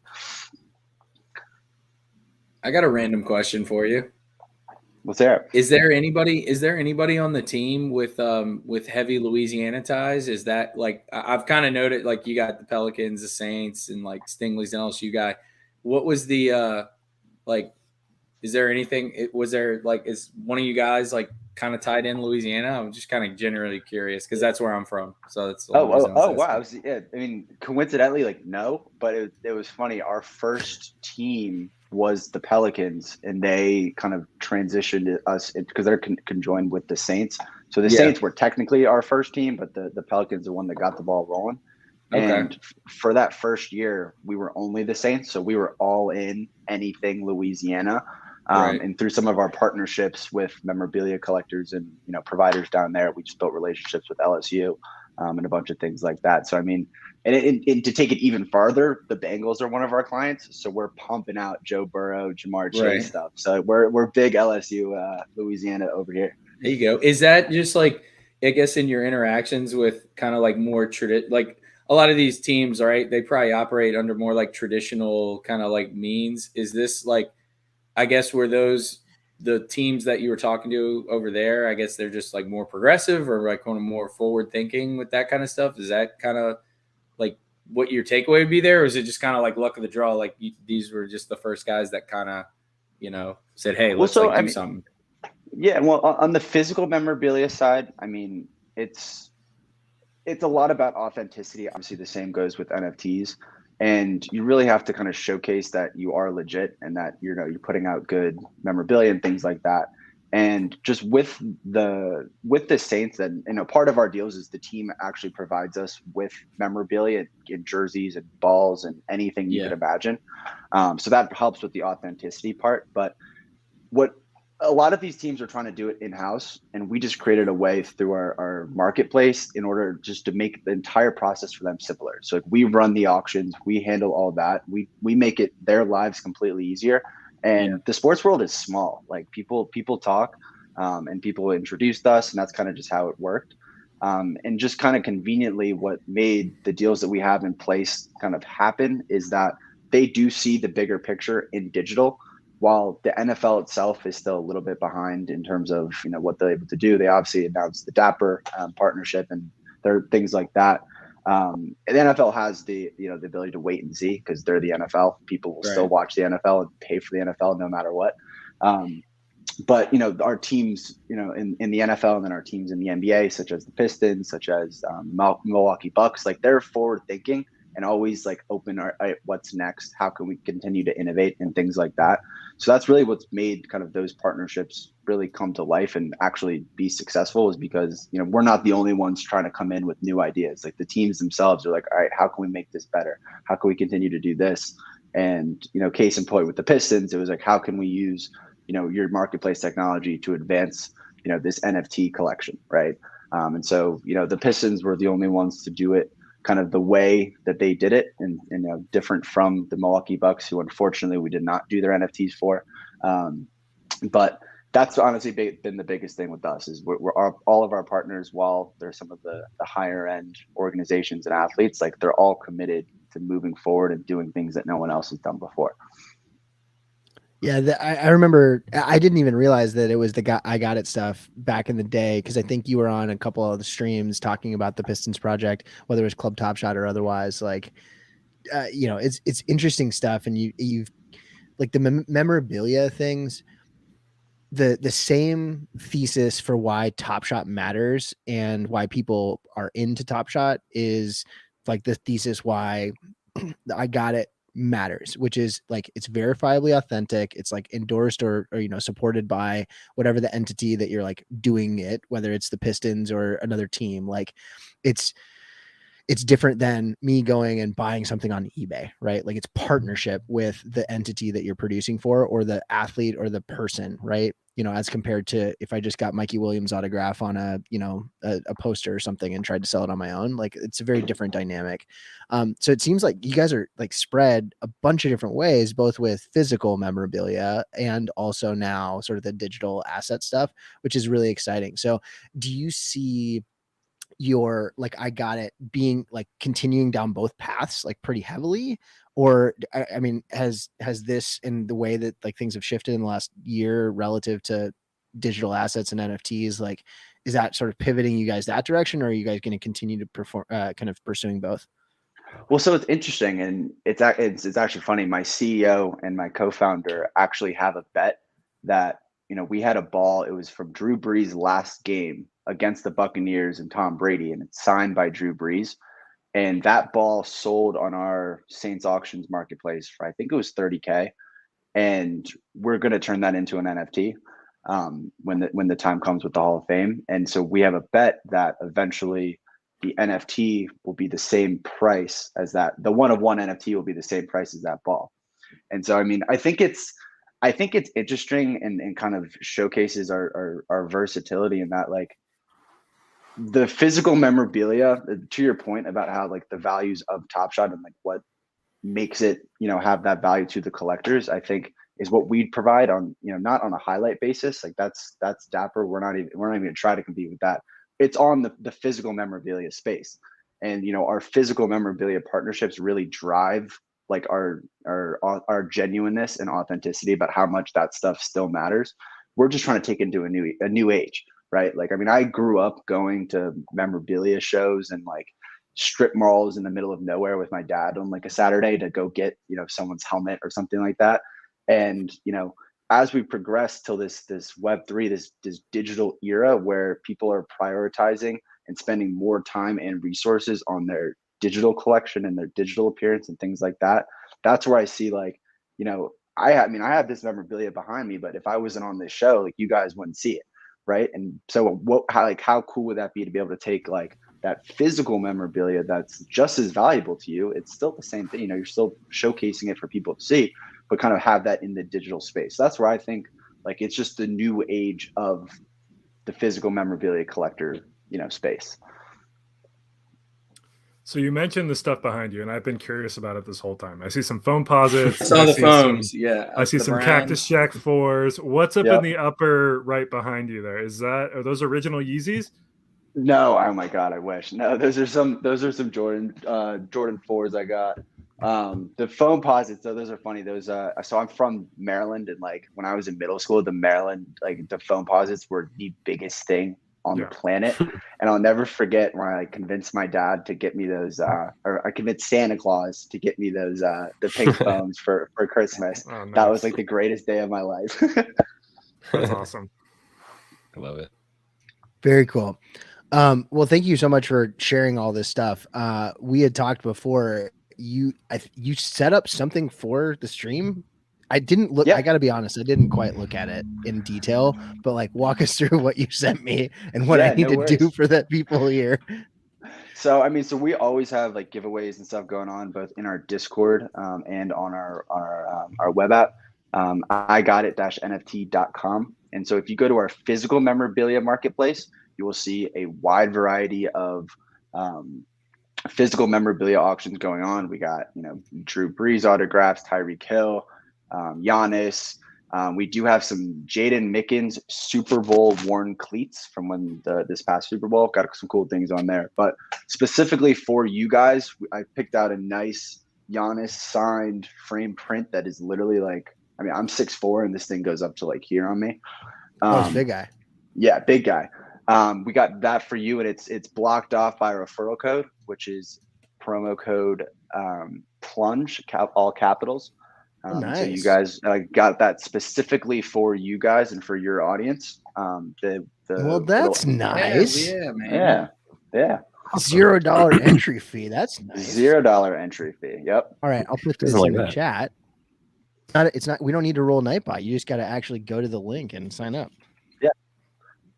That's super easy, and then we'll automatically select the winner, and we'll process the shipping. It'll go right to you. That's awesome. This is great. So incredible. I had to tie in the physical memorabilia to it. Everyone else is up here giving away NFTs. I had to give away something for the physical. I love that, dude. So that's cool. I'm this season more than last season. Even I think it's interesting when you get into and start paying attention more to what's happening in the NBA or whatever, right? Like it's so much easier to start. It's like when you start the season and start like paying attention, it's so much easier to like be involved and engaged and invested. And Giannis like had a monster game against the Lakers last night. During that like TopShot pump challenge or whatever the fuck they call it, flash challenge. 47 last 47. 47. You do not need to. You don't need to. Backyard breaks. What's up, boys? You're in the chat. So yeah, hey, hit that free entry into the Antetokounmpo feed here. So referral. I was telling someone it's a lot of fun having Giannis play for your client. I highly recommend it to anyone who's particularly interested. That's awesome. Referral code needed. So the referral code is plunge, PLUNGE. I'll type it in the chat just so all everybody capitals. can see it. All caps, plunge. That's what we're doing. This is the thing. So you just got to sign up. I think you have to put your address in so that they can ship it to you if you hit that.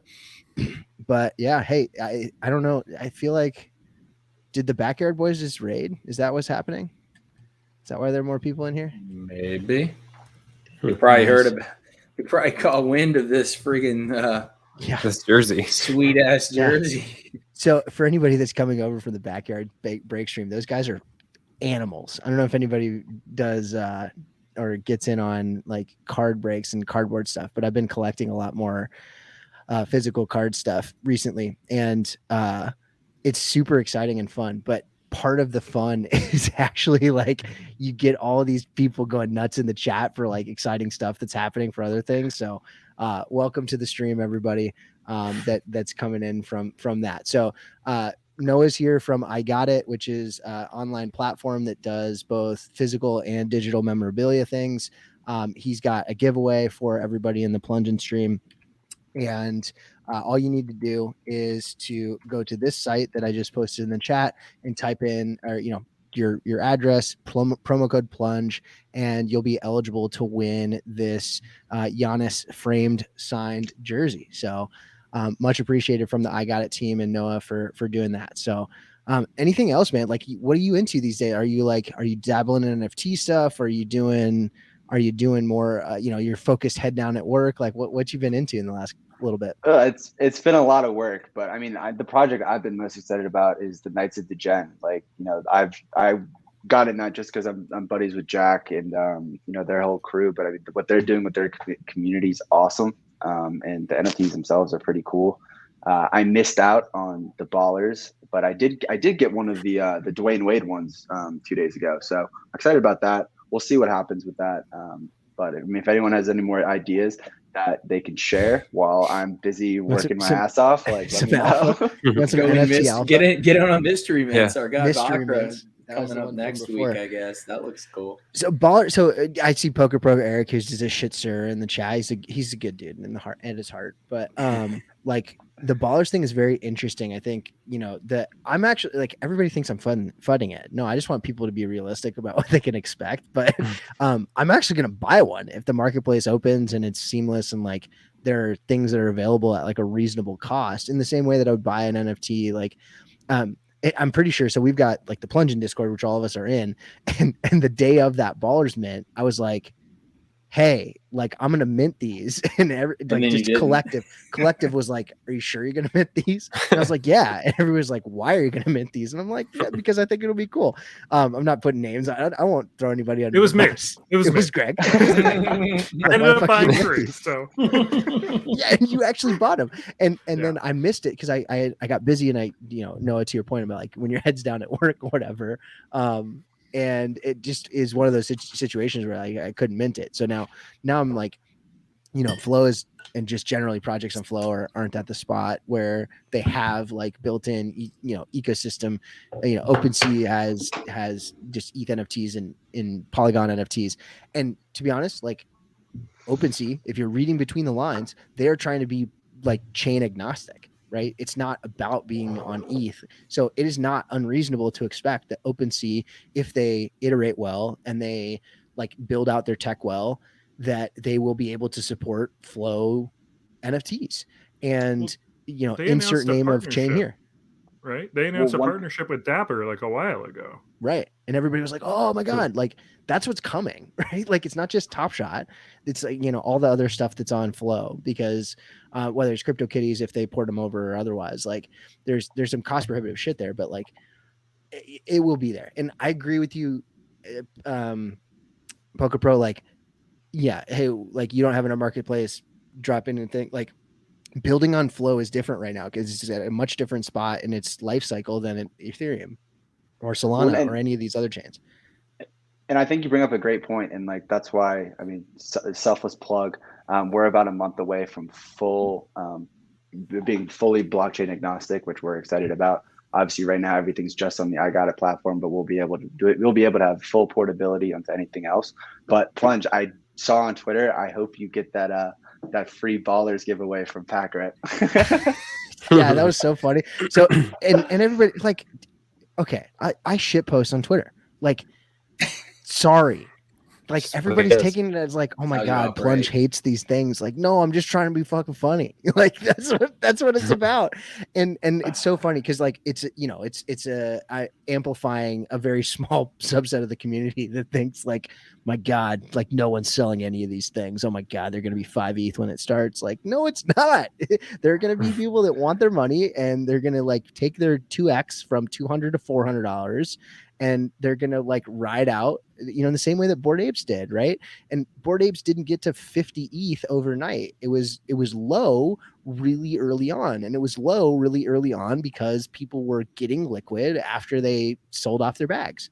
And, then it caught fire and it was like an organic thing where it wasn't like Bored Apes didn't become a 50 ETH thing because of the people that minted it deciding it was going to be 50 ETH. Right. It was because the people that minted it did cool shit and like bought into the community dynamic, made their bag, but kept engaged with it. And then the team kept building, right? The team kept doing, the team kept iterating, the team kept engaging, the team kept pushing, right? Like all of those things.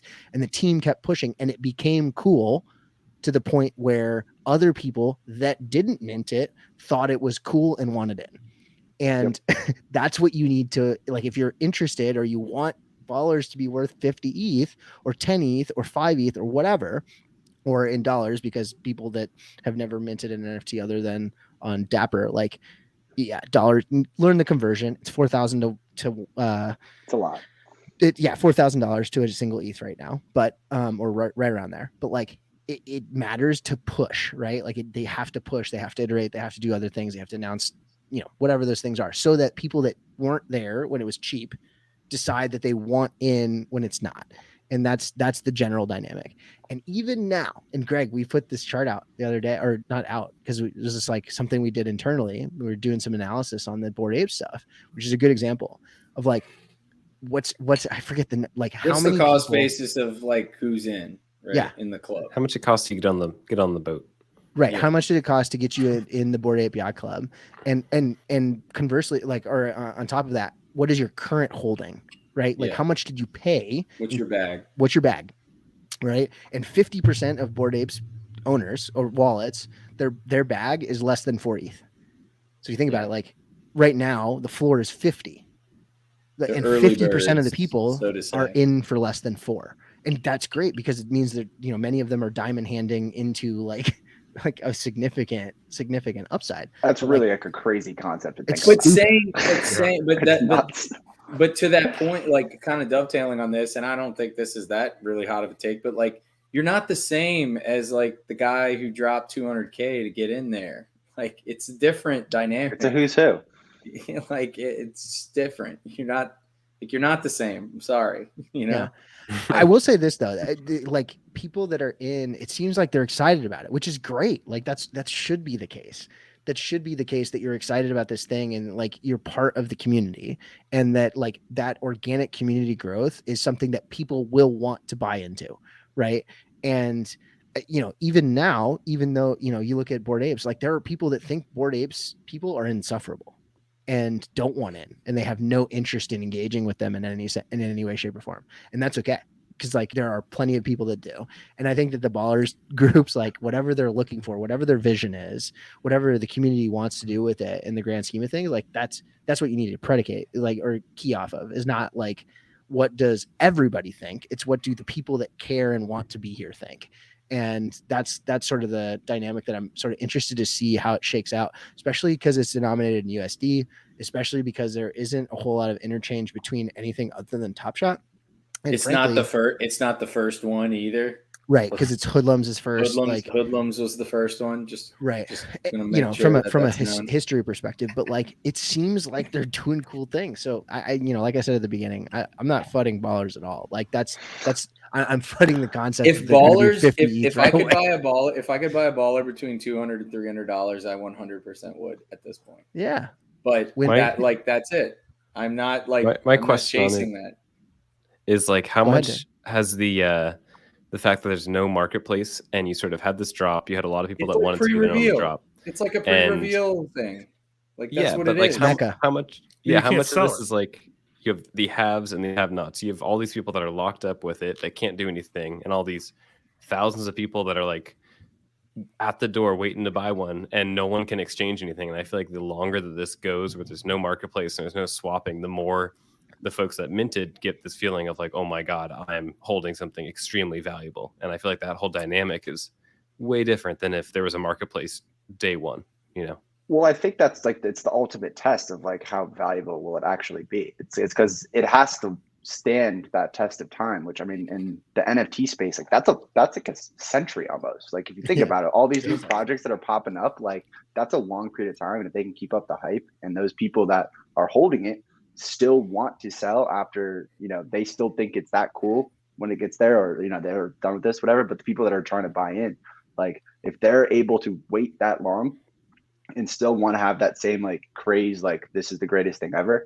I mean, I think that's a good sign for that project. Yeah. It's got avenues. It's one of those things where like, it's cool to talk about like, oh, the floor is X, but it's like when you could actually like execute at that, like, are you really diamond hands now? Because like your $200 can now be, whatever. Well, like how many does anybody know how many unique owners there are? Is anybody in the chat? Yeah, chat. I know that you could have 7, right? So it's a 10,000 project. Yeah, if you could get 7, so I guess in theory, I bet there's 3 to 4K Zap Dart. Thanks, Zap. Yeah. And if they sign a deal with 2K NBA and Nike, pretty solid for a major upside. Yeah, that's pretty good. Pretty solsolid for a 10K project. Yeah, that's great. I mean, there's many projects out there that like Cool Cats just broke. Yeah, Cool Cats just broke 5,000. Superlatives was they've been over 5,000 for a while. Is another one that. So yeah, but that's cool. Solid. And if it can be your PFP on TopShot or other Dapper or other, you're just in the flow verse. The question though becomes like, does Dapper want and TopShot want to say, hey, Like you can't have an ETH profile picture. You can only have a NFT on Flow. Like that, is that going to be a thing, or like can I upload my picture? Just ready to go. Because if I can to be quite frank, like if I can upload my own profile picture, like I'm uploading PlungeCat. Like I'm not. That's who I am because I want to be like consistent across platforms. And I know that I will say this though, like there are many people that have, and I've seen it all up in my Twitter mentions. Like lots of people changed their profile picture to that, which is cool. Like if it gives you a sense of identity and that it can be like your cross-platform identity, but that's great. That's cool. I like that. Have they announced when the marketplace is opening up? Like at all? Is that December? Yeah, sometime in December. I did not see the full first mint stream before this. I was putting kiddos down to bed and stuff, but I think they had the Ballers people on. So definitely go back. They always have good watch. Yeah. I always listen to it on Friday on the drive to work. So yeah, highly recommend. Always LG's the pro. He's like a consummate professional when it comes to interviewing people, way more than me. So I just talk over people like Noah. It's like invite him on and then I go on my rants. You think this was bad? You should have seen when we were at 2 a.m. in NFT NYC. ripping Red Bull vodkas, watching Freddie Mercury and people, half naked chicks fly around on and people. Not even half naked chicks, dude. They were just straight up naked. Yeah, okay, they were naked. They were definitely naked. with the McDonald's. What about McDonald's tray? Like no, it was a performance. We need to debrief here. Like she had a tray of McDonald's food on her head. And she was topless. It was too modern art for dancing. It was very modern art. Well, so after when everything was done at like probably 3:30 or 4, Clay and I were just hanging around the bar, and like they came up to us, and at 3:30 and 4, I wasn't the most sober I've ever been, and we were like trying to take stuff out, and like we're messing with her, like so that was in a respectful way. I completely forgot it. That was so ridiculous. That whole thing, just like, well, do you remember the like appetizer performer of the evening was that beatbox guy? I was just about to say the beatbox guy. What? He was ridiculous. You don't remember that? This dude rolls out and he's like, that's right, doing all this crazy shit. And I was like, oh my god, what is happening right? He was like, in a world where crypto is all we know. It was crazy. In a respectful way. I love that. Oh man, that was good though. And then we tried to get food after. So Dr. Jeremy is mentioning like there was a pizza after the fact.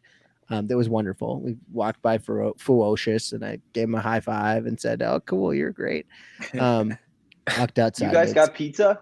I had a slice in the Uber on the way because I cut out a little earlier. Yeah, I had a slice in my hand. There was some guy outside. He just handed him out. Just got like a Detroit style pizza, and he was insisting that I took a slice. And I was like, I don't really want one. He's like, take one. And he's giving it to Chugs. And he's like, give it to your friend. And I'm like, what's in this fucking pizza? Like, why me? I took that down. I'd not why get me? it. One of the better like subtle. This was before we tagged up Noah at this place.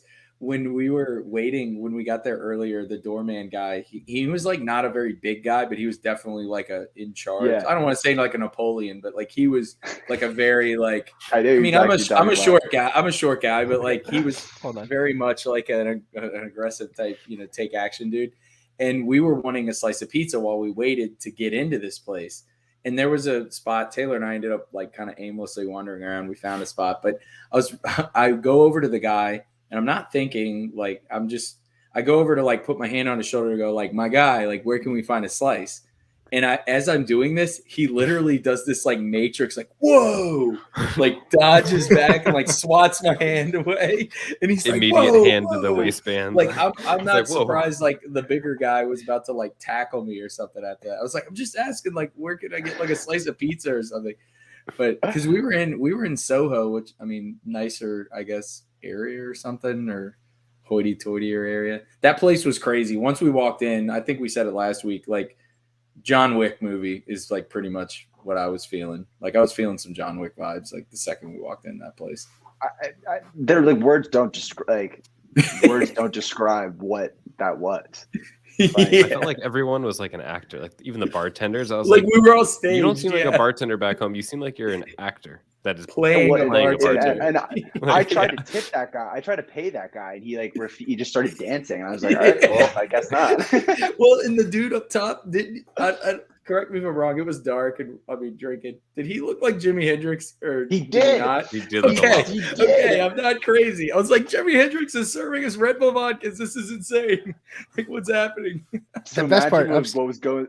Go ahead. No, please. I would say, so imagine like what I was thinking at 3:30 when I had Jimi Hendrix and McDonald's like in this circle. It was like ridiculous. It's bizarre. Yeah, I went up to the guy upstairs and I was like, "Yeah, Red Bull vodkas," and he's like, "I don't think I can make those." And I was like, "The guy downstairs made them. Can you make us some more?" He's like, it's only 2 ingredients. Well, I guess I can. I was like, "Thank you." And I don't even know what bill. It was either. Do you guys remember? The guy who was working there, he was filming. Yes. We all like thought he was filming like a whole segment. You thought it was me or something because I was like, you. Yeah. And like, and we all just looked at this guy who was like here with his phone, and we all turned around and he's walked away. We're like, wait, like he wasn't with us. Nope. He's like back to clearing out the tables after I record like 2.5 minutes of spank bag material. Jesus. I'm gonna start crying. That was the most ridiculous part of the entire week. I totally forgot about that. That was so freaking random. Oh man! But yes, Dr. Jeremy's in the chat. Meanwhile, Beeple's just hanging out. Shout out. Yeah, meanwhile, Marshmallow was there. Yeah, Beeple's hanging out in the corner. I didn't know Marshmallow was there. I saw in that Novogratz hedge fund guy. He's just hanging out in a hoodie. Like, it was wild. Like, it was LFG, cool. man. Like some 60-year-old guy. LFG. Like, where am I? It was a wild night. But hey, Noah, thank you so much for coming on. I think we're gonna finish with some like a little bit of TopShot talk. So we'll let you go, and then we'll talk with you later. But what I'm gonna do for anybody that's been joining us, one more time, promo code Plunge if you haven't already. This is the IGotIt app, Giannis framed custom jersey. Hop into that link, use promo code Plunge, all caps. That'll enter you in to win this framed Giannis jersey. I'm not going to post it on social media. So if you were here, there was 70 or 80 people in here, like you're eligible. So pretty good odds that you hit. So please enter. And then keep a lookout for, anything on the IGotIt app that strikes your fancy, whether it's NFTs for some of these up and coming stars or established stars as well for some of their personal NFTs, if you're into that type of thing, or if you're into physical memorabilia, right? Because they're doing more than that. So Noah, thank you so much for coming on and talking with us. It was good to see you again, and I'm sure we'll do something soon. Good to see you guys. Thank you guys for having me. Enjoy the rest of your night. All right. Sounds good. Stay in touch. All right. Later. Cool. Do we have base packs? Do y'all have packs at all? Yeah. To rip just for fun? Packs. Like, why fucking not? Like, let's do it. Crack some packs. So release 51 means that these are pretty much 35. Yeah, they're booty 40s. cheeks. That's okay though. Yeah. But it's still fun to rip packs. Yeah. Did all 4 of us get? Greg, did you do this or? I didn't do it. Yeah.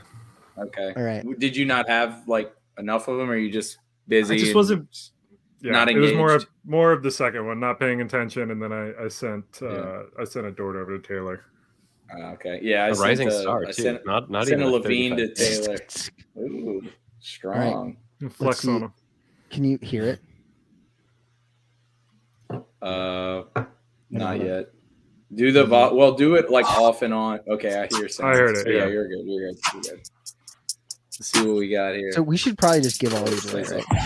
Give them all away. In like 7 days. You could rip first, then give them. We'll give away on one. What you get. What if you pulled like a friggin' rookie out of nowhere? If we get like 10 subs, I'll give everything away. If we get 10 subs, I'll give everything away. Oh, okay. All right, here we go. Just rip. Wheel handles. Not great, Bob. But he might be somebody if they do another. He's a good player at least. Yeah. He's actually not really scoring like he was. Yeah, I know. Like the last not doing couple well this years. year. Also, Norm Powell. Look at you, Norman. That's actually a good moment. When you pull something like this, you got to announce it like the away announcer. You be like Norman Powell. Norman Powell with the dollar over that guy. Norman Powell, the home announcer. Chug. Team scores. It's another San Diego guy. Norman Powell. San Diego? Yeah. Lincoln High School. Really? He's a nice player. Jokic. That's a good moment. Nice. That's a good moment. Hey, Joker. All right. What do we got? Cool. Well, that baseball pass. That was coveted for the moment rank play. So I didn't spend any money on that, which is great. Because I had all the moments already. I sold my Lou Dort this morning at 6:30. I woke up. I was taking a leak. $13. Let the dogs out. I sold it for $14. I don't know what I bought it for. I probably bought it for more than that. I don't even know. So there it is. Yeah. So that's what we got. Anybody else have stuff to crack? I'll do one. Yeah. We gonna do one. I'll do one. So I will say this. Go ahead. I was going to say I got FlowFest stuff to give away. I don't know if we want to mix the sprinkle it in. Yeah. Why not? Do one now. How many do you have? How many you got? I have a few. We can do like 3. We can do like 3 right now. All right, let's go. So did you see the First Mint stream earlier? No, I missed it. It was great. He was like, "All right, I've got one code," and he just put it in the chat. This mad dad. Like first person to do it. Like the first person to do it gets it. That's I love that. Just like so make people chase their tails. Make them squirm. Should we? We could. We could just drop it in the comments. So what's the site that they have to go to? Well, Greg, give codes. Yeah, I've got codes. Ooh, yeah, then we should definitely do that. I've got a few. You can do a handful with Nightbot or whatever you want to do, but I think we should do We'll do a couple Nightbot, and I'll stealth drop. I'll ninja drop one of them, and I don't think people know my screen name, so it'll be. Like just post so everybody else that wants to FUD it but that knows Greg's screen name, put some random codes in there to throw everybody off. Just like smash the keyboard, hit enter. Okay, so we will run Nightbot for how many do you want to do out of Nightbot? Well, I'll do 3 total, so let's do 2 through Nightbot. Okay, so type in flow in the chat and that'll be the keyword. Again, super subscriber luck for flow packs. And we might as well play a little bit. We'll do the short giveaway. Subscribe and that bullshit. You might win some free shit. Yeah, gonna give away. We're gonna give away some. Give. We're gonna give away. Gonna give away some. Give away some. Give away some. Give away some. Give away some. All right, let's run it. We'll run it twice and then we'll do one in the chat. Kareem Pakul Jabbar. So what your job is to send us your Discord username. No, what's the best way to do this? Reach out to me on Twitter. So Kareem Pakul Jabbar, what I need you to do is tell me what your Twitter handle is, because we don't want to get scammed like we did that one time where it was like, reach out to me, and then remember I got boned on that. So Kareem. Really? Yeah, I told you this. Where I like put the D's nuts thing. Remember? Oh yeah. Yeah. So I was like, hey, this person won, and then the other person like created one and like substituted a letter and DM'd me. All right, Kareem Pakul Jabbar. You need Art Chick is not your Art Chick. Oh God. You need to send me your Twitter username, and then I will have Greg reach out to you via Twitter. Kareem, and in the chat, DST3W1. All right, I'll put it in the private chat for you, Greg. That's the Twitter username, so you can find them and assume. All right, here we go. We're gonna roll it again. Schmitty KC. You gotta hit us with your Twitter username if you've got one. If not, then whisper me in Twitch, and I can get you the code. Schmitty KC. Plunge got boned with D's nuts. Story in 2 acts. Yikes. Well done, boss wingman. All right. And then the last one we're going to do. So where do they need to go to like redeem the Flow Fast pack? Because we should put that in the chat first, and then we should put the code. I may have already dropped the code. Oh, the code has been dropped. The code has already been dropped. And we don't know. I forget where you redeem this. I see I can pull it up. I see a random gibberish. I see it. it. Greg. Yeah. If somebody else wants to drop the link to where, unless you know where it is, the link to where you go redeem it. There we go. Schmitty KC. I love Schmitty this. 101. This Got it. great. I'll send it to Greg. Thank you. I may or may not do one more. We'll see. I mean, yeah, just keep an eye open, I guess, if you're going to do that. Falling out of your pockets. All right. Can we talk really quickly about the Flash giveaway? Taylor, you have thoughts about the showcase challenge that they ran? Yeah. Put my screen up while he talks, unless we can't multitask. Go ahead, Taylor. Talk. The floor is yours. I'm all thrown off. Yeah, there were a couple things. I tweeted. Oh, we might have to cut the music. We want to do both. I got it. Is it too loud for you? I got you. There you go. I 2 things. One, I think it would be cool if we locked in your picks before the slate started. Agreed. I think that'd be awesome. I think everyone agrees it'd be cool. It sounds like Dapper just can't do it from like a gambling, standpoint. But I did see I commented on someone's tweet. I was like, well, I hope they can figure it out at one point. And Feldman even liked it. So I get the sense that they're like, yep, we want to do this, but we can't. So I would love that. The other thing we were talking about was overpaying for this morning. Say you needed a Dort. Do you go and get the Dort that is $15 that really is a $3 moment? Or do you try to find something that's more rare that maybe hasn't pumped that much, or maybe hasn't even pumped at all and might retain its value? If you have if you're liquid enough, why not go for the more expensive Dort that hasn't gone up in price? It's going to be harder to sell when you're done needing it, but it's an interesting strategy if you are liquid enough that we were talking about. Or the third option here is you saw the pack that I just opened, and we're going to watch Chugs open his pack right now. If you've got 4 of the other moments and you're only missing 1, do you sell into the pump for the other 4 to pocket the cash from those 4? If you're only missing 1, there is what that is, what these options give us is an exciting game theory regardless of how you play it. There are different ways to think about it, and you get to have agency and choice. It's not just, this is what I have to do, right? No, you can play these things differently. I hope they do a lot of these, because then it's it will, in theory, for if you have a larger collection, for example, even if they're floor moment, they don't have to be valuable necessarily. And in fact, the cheaper stuff is the stuff that's going to be not nominally, but percentage wise affected the most. And yeah, it's a grind. John Boy, congratulations, had a shit ton of De'Aaron Foxes, and he made $5 off of each of them times 20. But that's a grind for $100. But can you play the serial lottery in a different way? So Chugs, open the stuff. Yeah.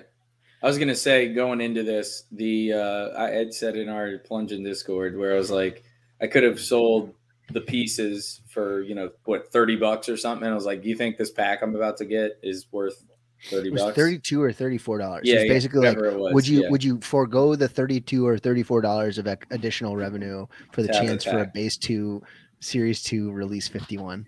Now, I would say normally just any base, no. If it was a series 2 release 7, maybe you could talk yourself but still you're probably better off just selling the parts. But anyway, Poker Pro Eric, congratulations, you made a killing, all $17. You can go buy yourself a couple steak dinners. While you're doing this, I'm going to use the restroom. I will be right back. Oh, you don't want to see this? I don't care. Is it a Levine? Oh no, Patrick Williams. It's you give me a Levine. It's a rookie. That's cool.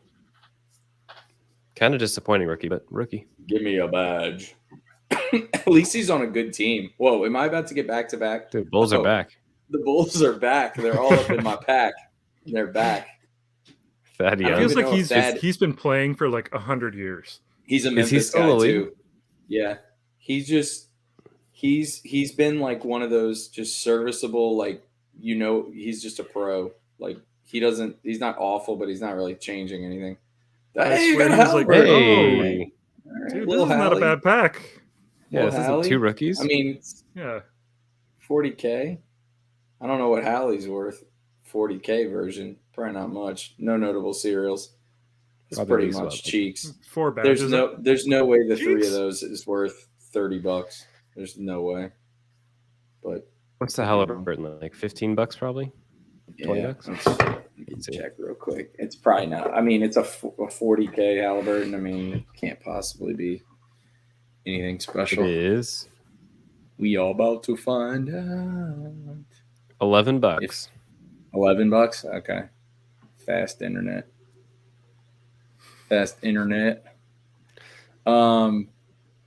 So Greg, you're the only one with ballers out of our 3 quartet. Yeah, I was the only one that got lucky. I don't know what I did to get in. So Plunge was talking about it or whatever. So I went to look at like the website to mint them or whatever, and I just left it open all day. Mm-hmm. Because I noticed there was like a queue when I tried to get in at like 10 a.m. or whatever. It was like super early. Yeah. I just left it open, and then when it was time, went in, and it was like at the front of the line. Apparently, I should have done like all 7, but I didn't end up doing it. Oh. Well, you didn't know that there'd be this pump, right? Well, this fake pump, right? They're pre-revenue. It's like Russ Anderson. I will say this. Want to be pre-revenue. I want to reiterate this. Like I hope it does well. Like in fact, I would like to no buy reason into for it. it not to. No, yeah, absolutely not. I think there's a perception that like because I'm making fun of like a handful of like you're just calling out behavioral finance for what it is. Like that's what it is. Like period. I do think like comparing it to like punks in Bored Apes like that. Certainly, yeah. Well, look, punks. The only thing that it's analogous to punks is that it's pixelated profile pics. It's not the first. End of that. Hundreds of other pixelated shit. End of discussion. If it was the first and it was like that, then you could maybe try to like reason your way.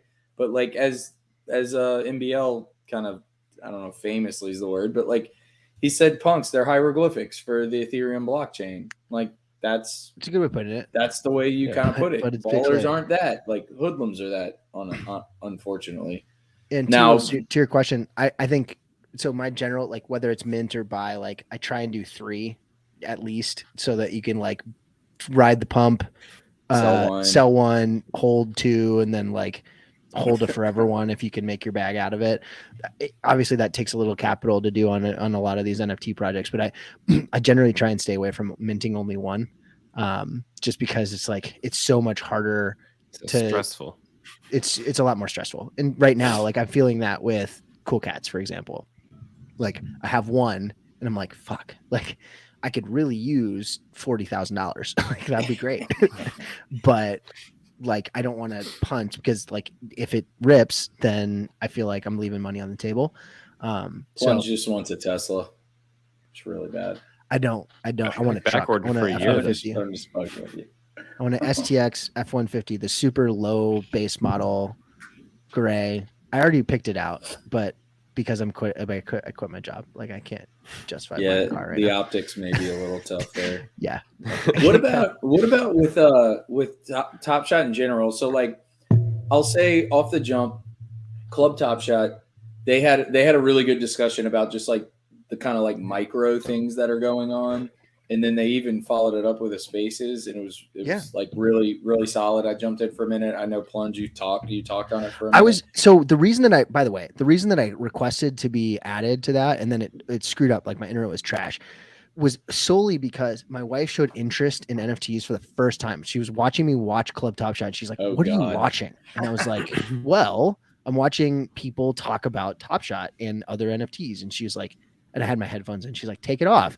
And the first thing that she says in listening to it is she looks at Jack Settleman and she goes, "That guy looks like he's 12. And I didn't want to post in the chat because it was going to get lost. So like when they started the spaces, and I was like, I literally all I requested, all I wanted to do was like hop in, like it's their show, it's not my show. Yeah. Like I want to like pop in and say this thing, and then it just got all convoluted. But anyway, yeah, that was the only reason that I wanted to come up and speak. And then by the time I got in 15 minutes later after they had started, it was like, okay, well, the joke isn't funny anymore. Yeah. So, what I was gonna say though is like they had a good discussion about all the micro stuff. I got to be honest with you guys though, like I'm not as hung up on like these kind of like I get it that like a comedy of errors can kind of like be indicative of a larger systemic problem, but like I wonder out of the several 100,000 whatever Steve puts out, X amount of people have a moment in their account. Like I wonder how many are really like living and dying with like a typo on a blog post and stuff like that. Like, and look, by all means, like chat, crush me for kind of like even wondering about this and be like, you should care more, or like it should matter or whatever. I'm not saying it doesn't totally matter, but like, I think you mentioned it, Plunge, you were on a pod with, I don't know if it was Jeremy or you can clarify, but like, you were like, bottom line is like, these guys like sold, they've sold whatever 550,000 packs in 2 weeks, like without to 80 to 90,000 accounts. Yeah, like without a hitch. And so like as far as they're concerned, like they're cruising right now still. Like yeah, that like messing up a typo and a challenge is like, it's like come on guys, like there's too much money at stake. You guys are allegedly worth too much to like not be crossing T's and dotting I's in this way, but like it's fair. Is that like did that like do anything to your TopShot portfolio? Like did it? Probably not. Literally, no. Like no, not at all. So like I'm just wondering where you guys are at in that regard. Like I'm not trying to like come off the top rope and be like, oh, like any day-to-day mistake, like who gives a shit? Like call me when like a million people are on the platform. But like that's kind of where I'm at this point. Like I'm having fun with the small stuff, but like I'm waiting for like macro moves to occur, like, and I was kind of thinking like maybe it's seasonal, like we're not even at Christmas yet. And like people are still focused on football and like a lot of capital is dedicated to that. And there's a lot more NFT projects to like attract attention and money. Like, where are you guys at on this? That's kind of what I'm wondering. Go for it, Greg. Yeah, I don't know that I'm following it that closely. I'm kind of with you. I think it's fun. I'll show up for the pack drops. If I'm around when a challenge get announced and it makes sense for me to do it, I'll probably do it. But for the most part, like I'm kind of, I don't want to say half paying attention, but definitely not paying as much of attention as I was when I was still, putting out charts every day. Right. Yeah, I think it's when like they just go up all the time. Yeah. For me, it's like just I don't know, same stuff, different day. Nothing's new, right? We had Marcus Smart misprints way early on. We had vague descriptions on challenges. Like nothing is new. So like I don't know why people are up in arms that like this is, they had some flawless track record and like they're gonna make mistakes when they do this much stuff. So it's like gonna happen. And at the end of the day, like I don't know if there's a typo on a moment. I don't really care. It's a moment. They're not like making the Washington Monument. It's just like it's a moment on the internet, whatever. Like I don't really care that much. Kilo. Yeah, I generally agree. And I think what it does signal that there's that like people care, which is a good thing, right? Apathy. And I think I might be just like stealing LG's. It's the Howard Stern thing. Right. Like if you're apathetic, like that's the worst thing. You want people to care. Them to hate you or love you, period. Yeah. I agree though that Boss, the sentiment or the entitlement is like blah. And the things that people identified because they're paying really, really close attention, like we care a lot more because there's a financial incentive attached to it. And I think also people just like fundamentally didn't understand like what was happening with Series 3 like early on, and that sort of carried forward into like I'm paying really close attention and like Dapper fucked up in some way, right? Fundamentally, what was happening with Series 3, and you could see it. You knew exactly what was happening when they decided to make these a million things. Is like they're going to make commons common. You hear that over and over again. Like, and if you're concerned about that, then don't buy commons. Okay, and you need to zoom out. And I think the things that, and I experienced this with the pack rip stuff. You experience it with all the other things. Like if there's even a sense that there is like, it's not 100% above board and fair. Airtight. Like yeah, it's 100% airtight. Like people care a lot because bags are attached to it. And that's not just like whatever happened, but with the Tony Parker situation, with the challenge, like people getting pissed off about that. Like I get that because I understand that the frustration that, hey, it matters that, you know, there's a fair playing field for this. And like, hey, I needed to go do this thing and I have limited information and I need to act quickly because in the past you have had to act quickly in order to not get boned on something.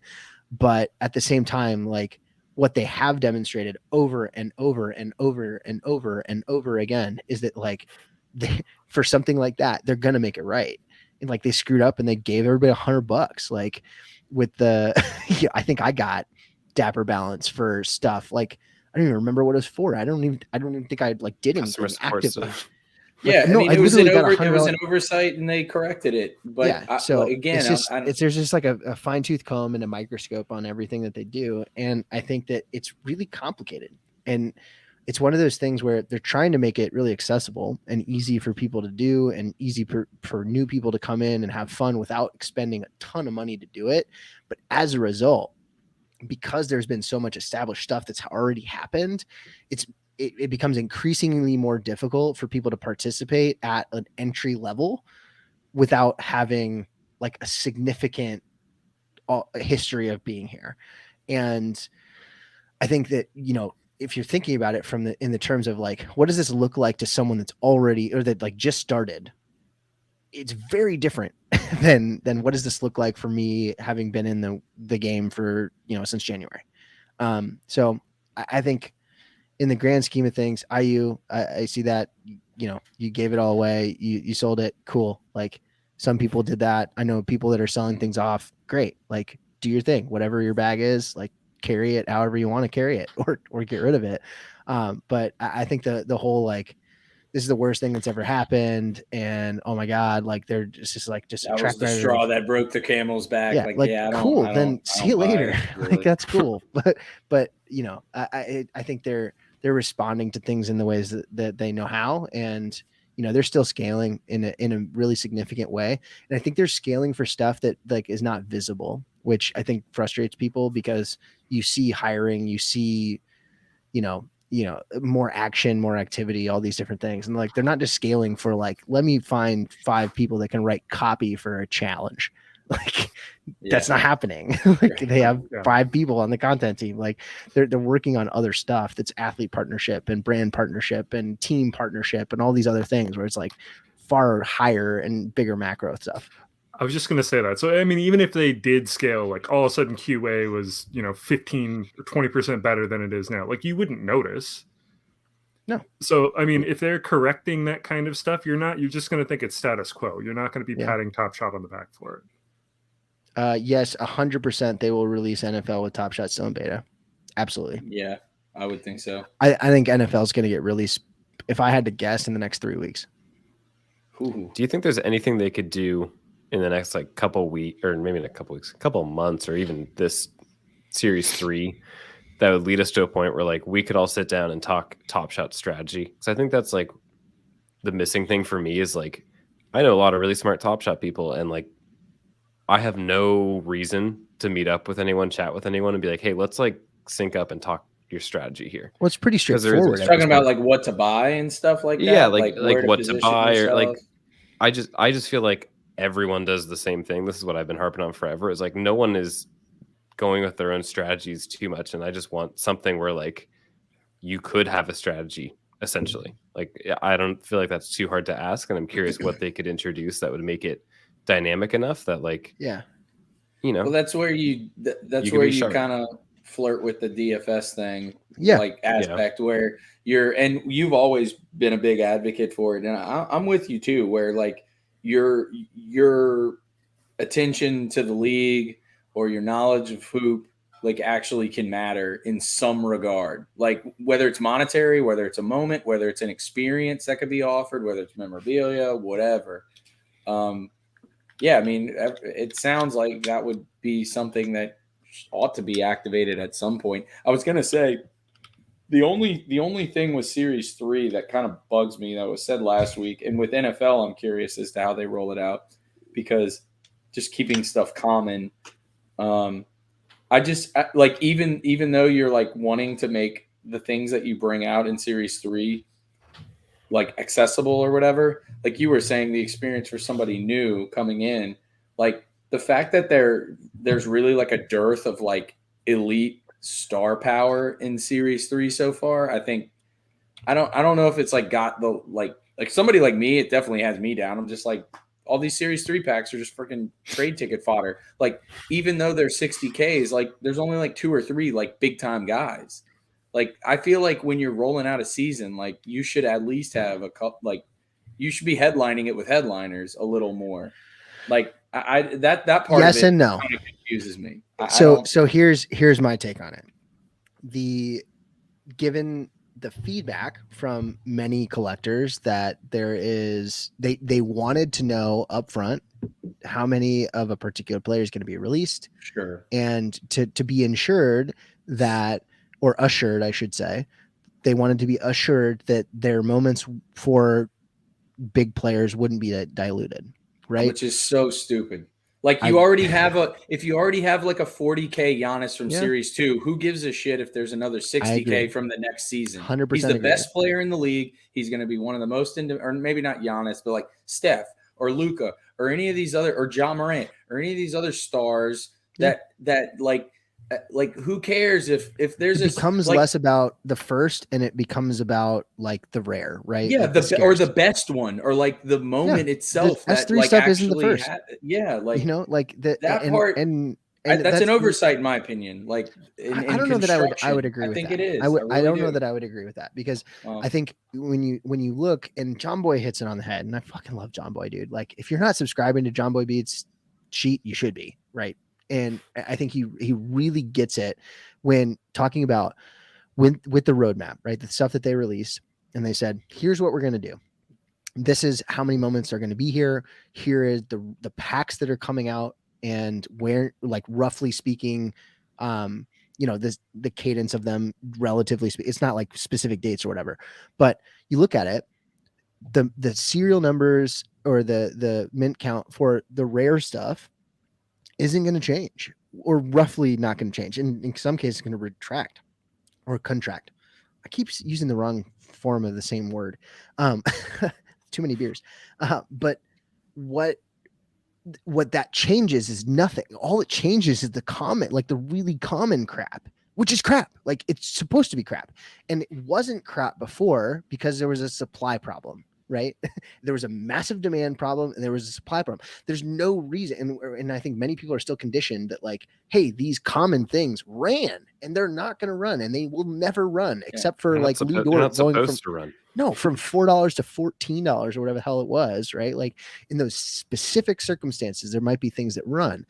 But really, we haven't seen yet a rare drop. We haven't seen a specialty set. We haven't seen a legendary. We haven't seen any of the stuff that, like, hey, what do people actually want? They want rare shit.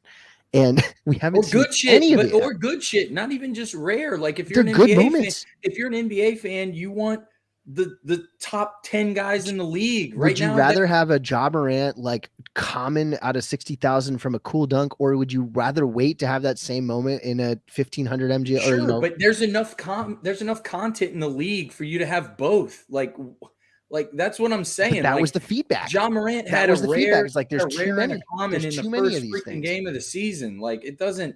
So can you wait? Can you wait? Can you wait? I just think that if you're trying to onboard new users, you need to have the good shit. You need to have at least some good shit. There's ready plenty to of roll. Good shit from last year if you want to buy it. dude, that's garbage. You have to have new content for people to want to run in, like new packs. A new person wants to open a pack. They want to come in and open a starter pack and know that there's a decent chance I'm going to pull like a Kevin Durant or a Harden or a Luka, all players that are not in Series 3 yet in the commons. Like that's kind of garbage in my opinion. Like I'm not down with that. It doesn't matter that you're going to have like, oh my God, you're putting in too much Series 3 moments. It's going to ruin my S2 MGLE of whoever. No, it's not. It's not going to impact that. Like it's two different worlds, like a 60K common versus like a, 500 count. It's like something else. If they don't, if assuming that it doesn't affect like any of the team shit and all, like I get that.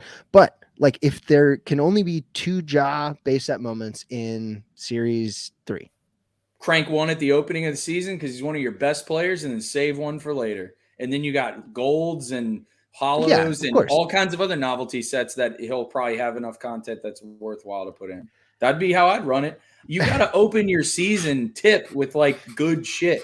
It can't just be like the 7th best player on like 28 of the 30 teams. Would you rather have? Would you rather? Okay, fair enough. That's your opinion. Would you rather have the trash now and the good stuff later, or the trash later? It's all trash. It's all 60K. Who gives a fuck? You're saying that you want a jaw. You'd rather have a jaw than a Norman because Powell. it's more fun. Because it's more fun. And if I'm a new would you rather have more fun I right would now rather that. Or later. Yes, at the beginning of the season, I would rather have more fun now than the dog days, like whatever. Sure. Okay. And I'd rather go out with a bang. And that's fair enough. And that's your opinion.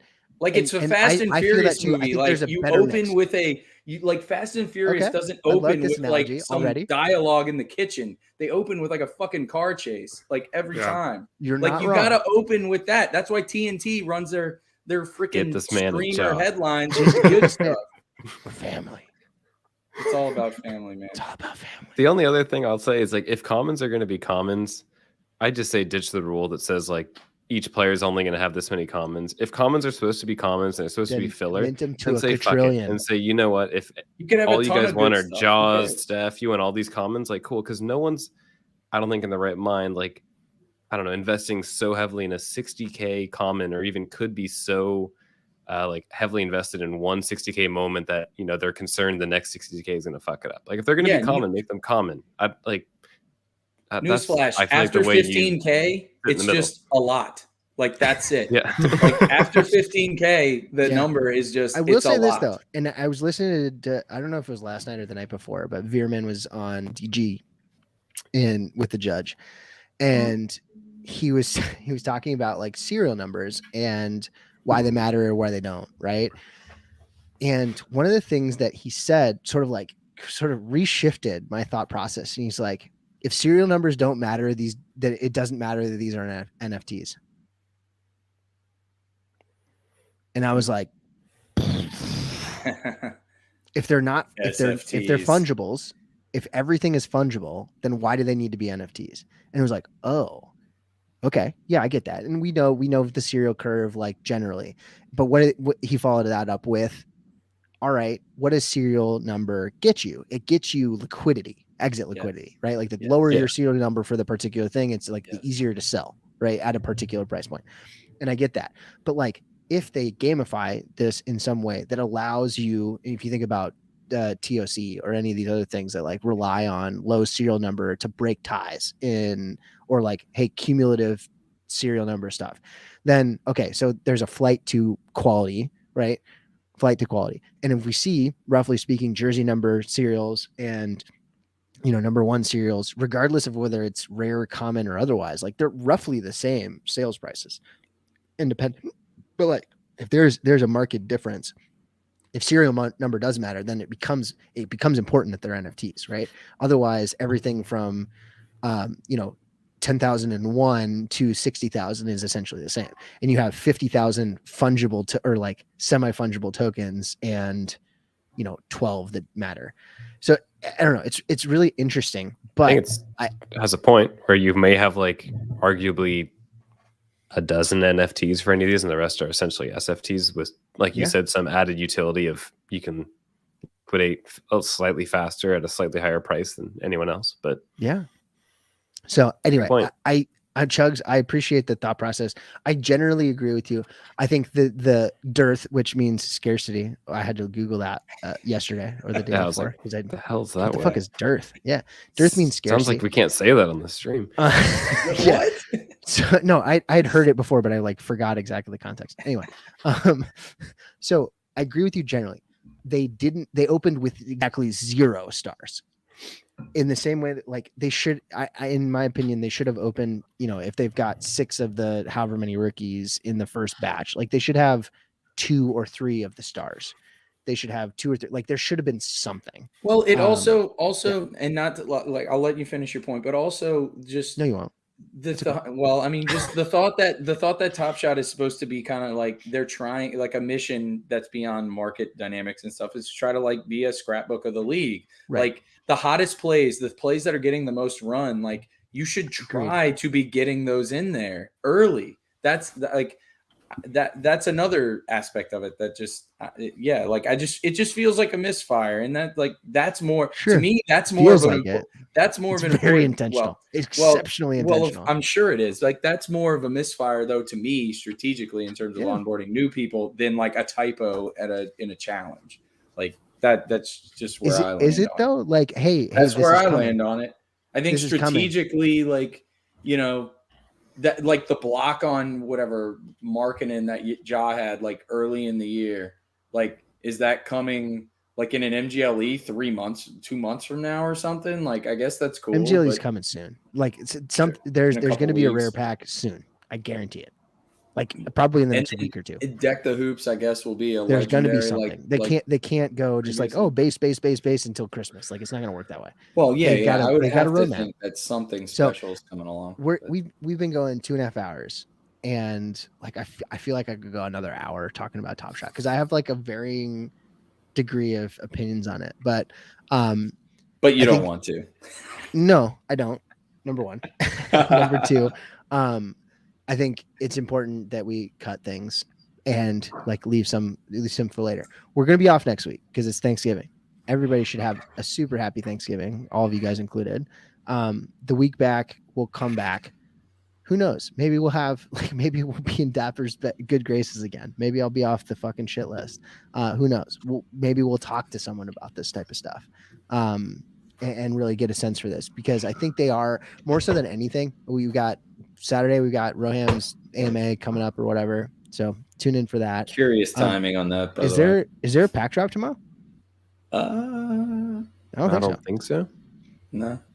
I haven't heard anything, at least. So yeah, I haven't either. I think there was supposed to be they did locker packs this week, right? But they shifted them to S3s, right? Yeah, so it's like they shifted them to kicking back S3s. That's another thing. 4 turds for 3 turds. 4 turds. Anybody want to do that trade? I also decided, and I don't know if I was talking about this with someone in here, but like there should be a service in the same way that Axie Infinity allows you to have a scholar that like plays your game for you. I want an NBA TopShot scholar that will go buy $1 moments for me. And what will you pay them? I was going to say it's called. You pay him 50 cents. I'll pay you 50 cents on the dollar. I will pay whoever gifts me 300 moments. I will pay you $450. You're suddenly back on the shit list. Guaranteed execution. I will Venmo it to you. I will Venmo you $450. Not even within the ecosystem. No fees. No gas. PayPal, Venmo, whatever. Send him a baller. There should be a service for this because goddamn, buying $2 moments is a grind. Tell them like not just not going to do it. At least right now, I'm not going to do it. Unsustainable. You have to assume your cost basis on buying a gifting worth 50 cents. Yeah. It's $150 to send me 300 moments. That's your bounty. Whoever wants to do it. I'm sure there's someone somewhere.